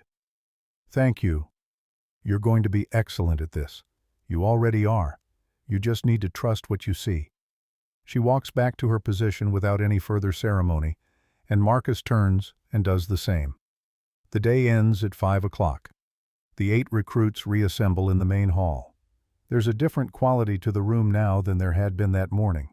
Not exhaustion exactly, but the particular weight of a day that has asked something real of everyone in it and has been answered, each person in their own way. Garrett comes in. Behind him, Halverson. We're going to speak with each of you individually. We'll bring you in one at a time. There's water on the table and chairs along the wall. It won't take long. They start at the left side of the room. Marcus is called forth. He walks into the smaller room off the main hall. Garrett and Halverson are both there. A third person, a woman he recognizes from Tuesday as one of the administrative evaluators, sits with a folder. Halverson doesn't make him wait for it. We'd like to offer you a position with Halverson Security Group, senior associate level, which is not the entry level most candidates start at. The difference is salary, the tier of client you're assigned to, and the degree of independent judgment expected in the field. He slides a single sheet across the table. The offer is on there. Take it home. Read it properly. You don't have to decide tonight. Marcus looks at the sheet. He doesn't read every line. He would do that tonight, at the kitchen table, with Jake's drawing on the refrigerator behind him and a cup of coffee going cold next to his elbow. But he sees enough. He looks up. Why senior associate? Because that's what Tuesday and today told us you are. We don't place people at entry level when the evidence doesn't support it. That's a waste of your time and ours. Halverson pauses. You are not the profile we typically recruit from. I want to be honest with you about that, because I think you deserve honesty more than you deserve a clean narrative about how everything worked out exactly as expected. You were not expected, and you were without question among the strongest candidates we've seen through this program in 3 years. Marcus sits with that for a moment. Just lets it be real. I'll read the offer tonight. You'll have my answer tomorrow morning. That's all we need. Marcus shakes both their hands. He walks back out into the main hall. Ryan is leaning against the far wall. He looks at Marcus as he comes out. Marcus gives him a single nod. Small, direct, certain. And Ryan exhales.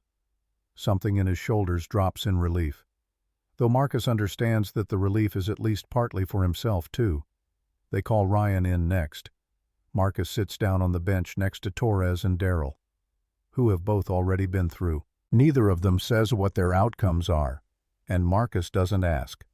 That's between each of them and whatever they're going home to. What he knows is that Torres looks like a man who had received something he'd worked for and is still taking it in.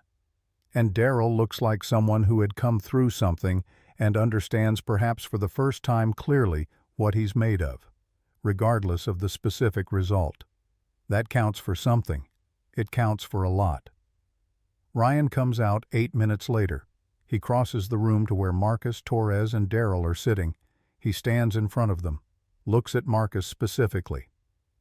They offered me a position, entry level. His voice is different than it had been Tuesday morning. All the performance has been burned off it over the course of 2 long days.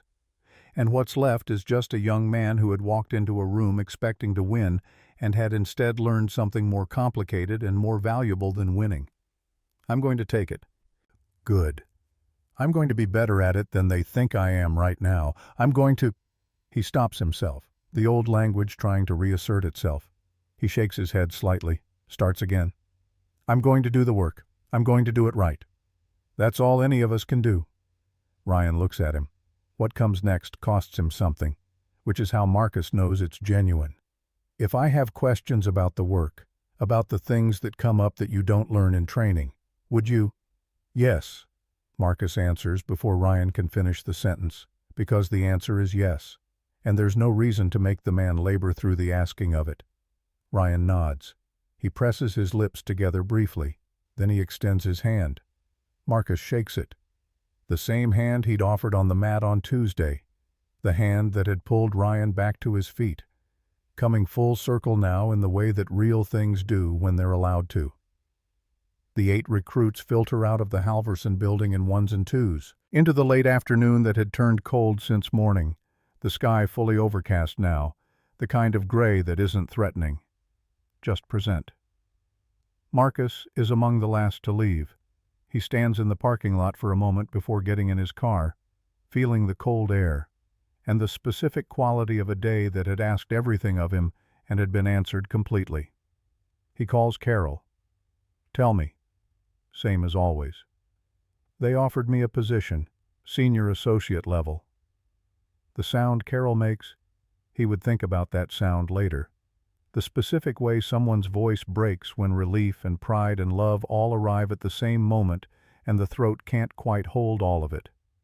Marcus. Just that. Just his name. The way she'd said it since they were kids. The way that contains every version of him she'd ever known. Don't tell Jake yet. I want to tell him myself. Tonight. At the place with the milkshakes. I'm not going to tell him. She's laughing and crying at the same time, in the seamless way that people do when both things are equally true. I'm just going to sit here and be happy about it. Okay, I'm on my way. He drives the 42 minutes home. He picks up Jake from Carol's house. Jake, who had clearly been told nothing and is practically vibrating with the effort of not asking. And they drive to the restaurant on 5th Street, the one with the good milkshakes, and they get a booth in the back.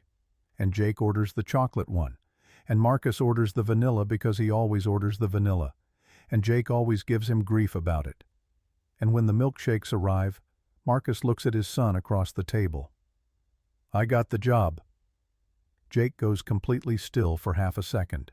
His eyes go wide in the specific way eyes go wide when something hoped for becomes true. Then he launches himself across the table. Marcus catches him, arms wrapping around him fully, the two of them holding on in the back booth of a restaurant on a Friday evening, while the rest of the world moves around them with its ordinary noise and its ordinary life, completely unaware that something that matters is happening right there. I knew it. I told you. I told you. You told me. You didn't believe me. I believed you. I just didn't want to lean on it. Jake pulls back. His face is everything. Pride and relief and love and the particular 9-year-old joy that is the purest version of joy that exists because it hasn't learned yet to protect itself. He has his mother's smile and his father's eyes, and he is the reason for every hard morning and every long year and every moment of choosing to get up and keep going. And looking at him, Marcus understands with complete clarity what the real credential was. Not the military service, not the assessment scores, not the moment Ryan Calloway hit the mat. It was this, 9 years of this. The 10,000 mornings of being the last line of defense for someone who had no other option and no backup plan. The 10,000 choices to show up. Stay steady, be present, be enough. That was what had walked into the Halverson building on Tuesday morning. That was what had earned the phone call and the handshake and the sheet of paper currently folded in his jacket pocket. Not talent, not strength, not youth. Just a father who had been practicing the hardest version of this job for 9 years before anyone gave it a title. Marcus orders the vanilla milkshake. He sits across from his son. He lets the evening be exactly what it is. Ever see 9 years of real life beat 9 months of gym training? The question hangs in the air. Not for Jake, not for Carol, for everyone who's ever been told they're too old, too tired, too late. For everyone who's ever walked into a room and felt the weight of 30 pairs of eyes deciding they don't belong. For everyone who's ever had to choose between what looks impressive and what actually works. Marcus had spent the better part of a decade being told in one way or another that he didn't quite fit the picture. Too old for this. Too settled for that, not quite what the room was looking for, and he had received every version of that message with the same quiet, absolute refusal to believe it. Not out of arrogance, not out of delusion, but out of the deep and practiced knowledge of exactly what he was and exactly what he was capable of and exactly why it mattered. And on a Tuesday morning in a gym full of younger, faster, louder men, the world had finally caught up to what he already knew. Some men proved themselves by dominating the room. Marcus Sullivan proved himself by never needing to. He had done what he had always done. He had shown up, stayed present, and protected what mattered. And it turned out that was not the consolation prize for being unable to do the impressive thing. It was the whole point. The restaurant empties slowly around them. Other families, other conversations, other ordinary Fridays that will be forgotten by Sunday. But not this one.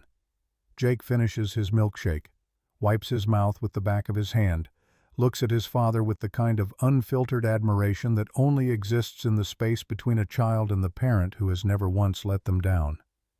"Can we come here every Friday?" "We'll see." "That means yes." "That means we'll see." Jake grins, and Marcus pays the check, and they walk out into the parking lot together, hand in hand, father and son, the way they've walked through everything else. The drive home is quiet. Jake falls asleep in the passenger seat, head against the window, mouth slightly open. The specific exhaustion of a 9-year-old who'd been holding his breath all week and could finally let it out. Marcus drives with one hand on the wheel, the other resting on the center console. He thinks about Monday, the first day, what it will feel like to walk into Halverson Security not as a candidate but as an employee. He thinks about the clients he'll be assigned to, the situations he'll face, the decisions he'll make. He thinks about Ryan asking for mentorship, about the specific responsibility that comes with being the person someone else looks to for answers. He thinks about Jake, about the mornings that are coming, the ones where Marcus will have to leave early, the ones where Jake will have to be braver than a 9-year-old should have to be, but also about the nights Marcus will come home, and Jake will ask how it went, and Marcus will tell him the truth, that some days are hard, that some decisions don't have clean answers, that the job isn't about being perfect, it's about being present, and Jake will understand, because he's been watching Marcus do exactly that for 9 years. They pull into the apartment complex at 7:30. Marcus carries Jake inside. The kid doesn't wake up, just shifts in Marcus's arms and settles deeper into sleep. Marcus gets him into bed fully clothed, pulls the blanket up, stands in the doorway for a moment, watching him breathe. Then he goes to the kitchen, pulls the offer letter from his pocket, spreads it on the table, reads it properly. The salary is more than he'd been making before the accident, more than he'd hoped for, enough to cover rent without calculating which bill can wait another week, enough to buy Jake the cereal with the cartoon character on the box without feeling the specific guilt of small indulgences. The benefits include health insurance, dental, vision, a retirement plan that Marcus had stopped thinking about 3 years ago because retirement felt like a luxury for people whose present was secure. The schedule is listed, rotating shifts, some nights, some weekends, but predictable, 6 weeks out, which means he can plan, can coordinate with Carol, can build the kind of routine that makes Jake feel safe. At the bottom of the page there's a line for his signature, and a date by which he needs to return it. Marcus picks up a pen. He signs his name, Marcus Sullivan, in the same handwriting he'd used to sign Jake's permission slips and report cards and the lease renewal and the hospital discharge papers after the accident, the same handwriting that had always been there, doing the work, making the decisions, showing up. He sets the pen down, folds the letter, puts it in an envelope. He'll drop it in the mail tomorrow morning. He makes a fresh pot of coffee even though it's nearly 8 o'clock, sits at the table with the mug in his hands, and lets himself feel it. The relief, the pride, the specific bone-deep satisfaction of a thing well done, but also the weight of what comes next, the responsibility, the stakes, the fact that starting Monday, people's lives will depend on the decisions he makes, and there will be no practice rounds, no second chances, just the real thing, every single time. He thinks about what Halverson had said. You were not the expected profile. You were not expected. And he realizes that's been true his whole life. He wasn't expected to make it through the accident. The doctors had talked about permanent nerve damage, limited mobility, chronic pain that would make physical work impossible. He wasn't expected to manage as a single father. The social worker who'd come by after Lisa left had been kind but clear. This is going to be very difficult. You should consider your options. He wasn't expected to walk into Halverson Security at 38 with a bad shoulder and a plain duffel bag and come out with a senior associate position. But expectations are just other people's opinions about what's possible. And Marcus had stopped living inside other people's opinions a long time ago. He'd learned to live inside his own knowledge instead, his own evidence, The file he'd built over 9 years of doing things he didn't think he could do, and coming out the other side, functional. The coffee goes cold in his hands. He drinks it anyway, stands up, rinses the mug, turns off the kitchen light. He walks down the hall, checks on Jake one more time. The kid hasn't moved, still fully clothed, still breathing deep. Marcus pulls the blanket up a little higher. Then he goes to his own room, sits on the edge of the bed. And for the first time in 3 years, maybe longer, he lets himself imagine a future that isn't just survival. A future where Jake doesn't have to worry about whether they'll make rent, where Marcus doesn't have to choose between fixing the car and buying new shoes, where the question isn't whether they'll get through this, but what they'll build next. He lies back, closes his eyes, and sleeps. The next morning, Marcus wakes to the smell of burning toast. He sits up, checks the clock, 7:15, later than he usually sleeps. He gets out of bed, walks to the kitchen. Jake is standing on a chair in front of the toaster, waving a dish towel at the smoke detector. The toast is black, the butter is melted all over the counter, and there's orange juice spilled on the floor. "I was making you breakfast." Jake's face is equal parts proud and panicked. Marcus surveys the damage, then he steps forward, takes the towel, waves it at the detector until it stops beeping. "I appreciate that, buddy. But maybe next time wake me up first. I wanted it to be a surprise." It was definitely a surprise. They clean up together. Marcus wipes the counter. Jake mops the floor with paper towels. They throw out the burnt toast and make new pieces. They sit at the table and eat in the quiet of Saturday morning. And Jake asks the question Marcus had been waiting for. "When do you start?" "Monday." Jake nods, processing. "Are you going to have to work nights?" "Sometimes." "Will Aunt Carol stay with me?" "Most of the time. Sometimes you'll stay at her place." Jake is quiet for a moment, then he looks up. "Will it be dangerous?" Marcus had been preparing for this question too. He'd thought about how to answer it, how much truth a 9-year-old can hold, how much reassurance is honest and how much is just wishful thinking dressed up as comfort.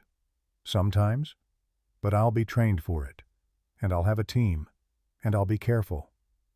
"But you can't promise you'll always be safe." It isn't a question, it's a statement. Jake had learned a long time ago that promises about safety are just things adults say to make kids feel better, and they don't always come true. "No, I can't promise that. But I can promise I'll do everything I can to come home to you every single time, and that's what I've been doing for 9 years, and I'm pretty good at it." Jake nods slowly, then he reaches across the table, puts his small hand on top of Marcus's larger one. "Okay, just be careful." "I will." They finish breakfast. They spend the rest of Saturday doing the things they always do. Laundry, groceries, a trip to the park, a movie on the couch that Jake falls asleep halfway through. Sunday is quieter. Marcus goes through his gear, makes sure everything is ready. He presses his shirts, shines his boots, checks the bag one more time. Jake watches from the doorway of Marcus's room. "You look like a real bodyguard." "I am a real bodyguard." "I know. I mean, you look like the kind from movies." Marcus almost laughs, but he doesn't, because Jake is serious, and it matters to him that his father looks the part. "Thanks, buddy." Sunday night, Marcus lies awake longer than he'd like, not from anxiety, just from the particular alertness that comes before something new begins. He thinks about the 8 candidates, wonders how many got offers, wonders who else will be starting Monday. He thinks about Richard Halverson, about the conversation in the conference room, about the specific way Halverson had looked at him when he'd said you were not expected. He thinks about Ryan, about the question Ryan will bring him in a week or a month, about whether Marcus will have the right answer. He thinks about Jake, about the drawing on the refrigerator, about the tall figure with its arm out protecting everyone from the bad thing at the edge of the page, and he realizes that's what he's always been, even before he had the title, even before anyone paid him for it. The protector, the steady one, the last line of defense, not because he wanted to be, but because someone needed him to be. And that was enough. He closes his eyes. He breathes. And eventually, he sleeps. Monday morning comes clean and cold. Marcus is up at 5. Coffee, breakfast, the same routine he's had for years, but with a different destination at the end of it. Jake comes down at 6:30, already dressed, already packed for school. "You're going to do great." Jake's voice is firm, certain. "Thanks, buddy. I mean it. I know you do." They drive to Carol's house together. She's already up, already has breakfast ready. She hugs Marcus at the door, doesn't say anything, just holds on for an extra second. Then she lets go, and Marcus gets back in the car and drives. The Halverson facility looks different on a Monday morning. More cars in the lot, more movement, the building fully awake. Marcus parks, gets out, walks to the entrance. Ryan is standing near the door, waiting. He sees Marcus and straightens. "First day. First day."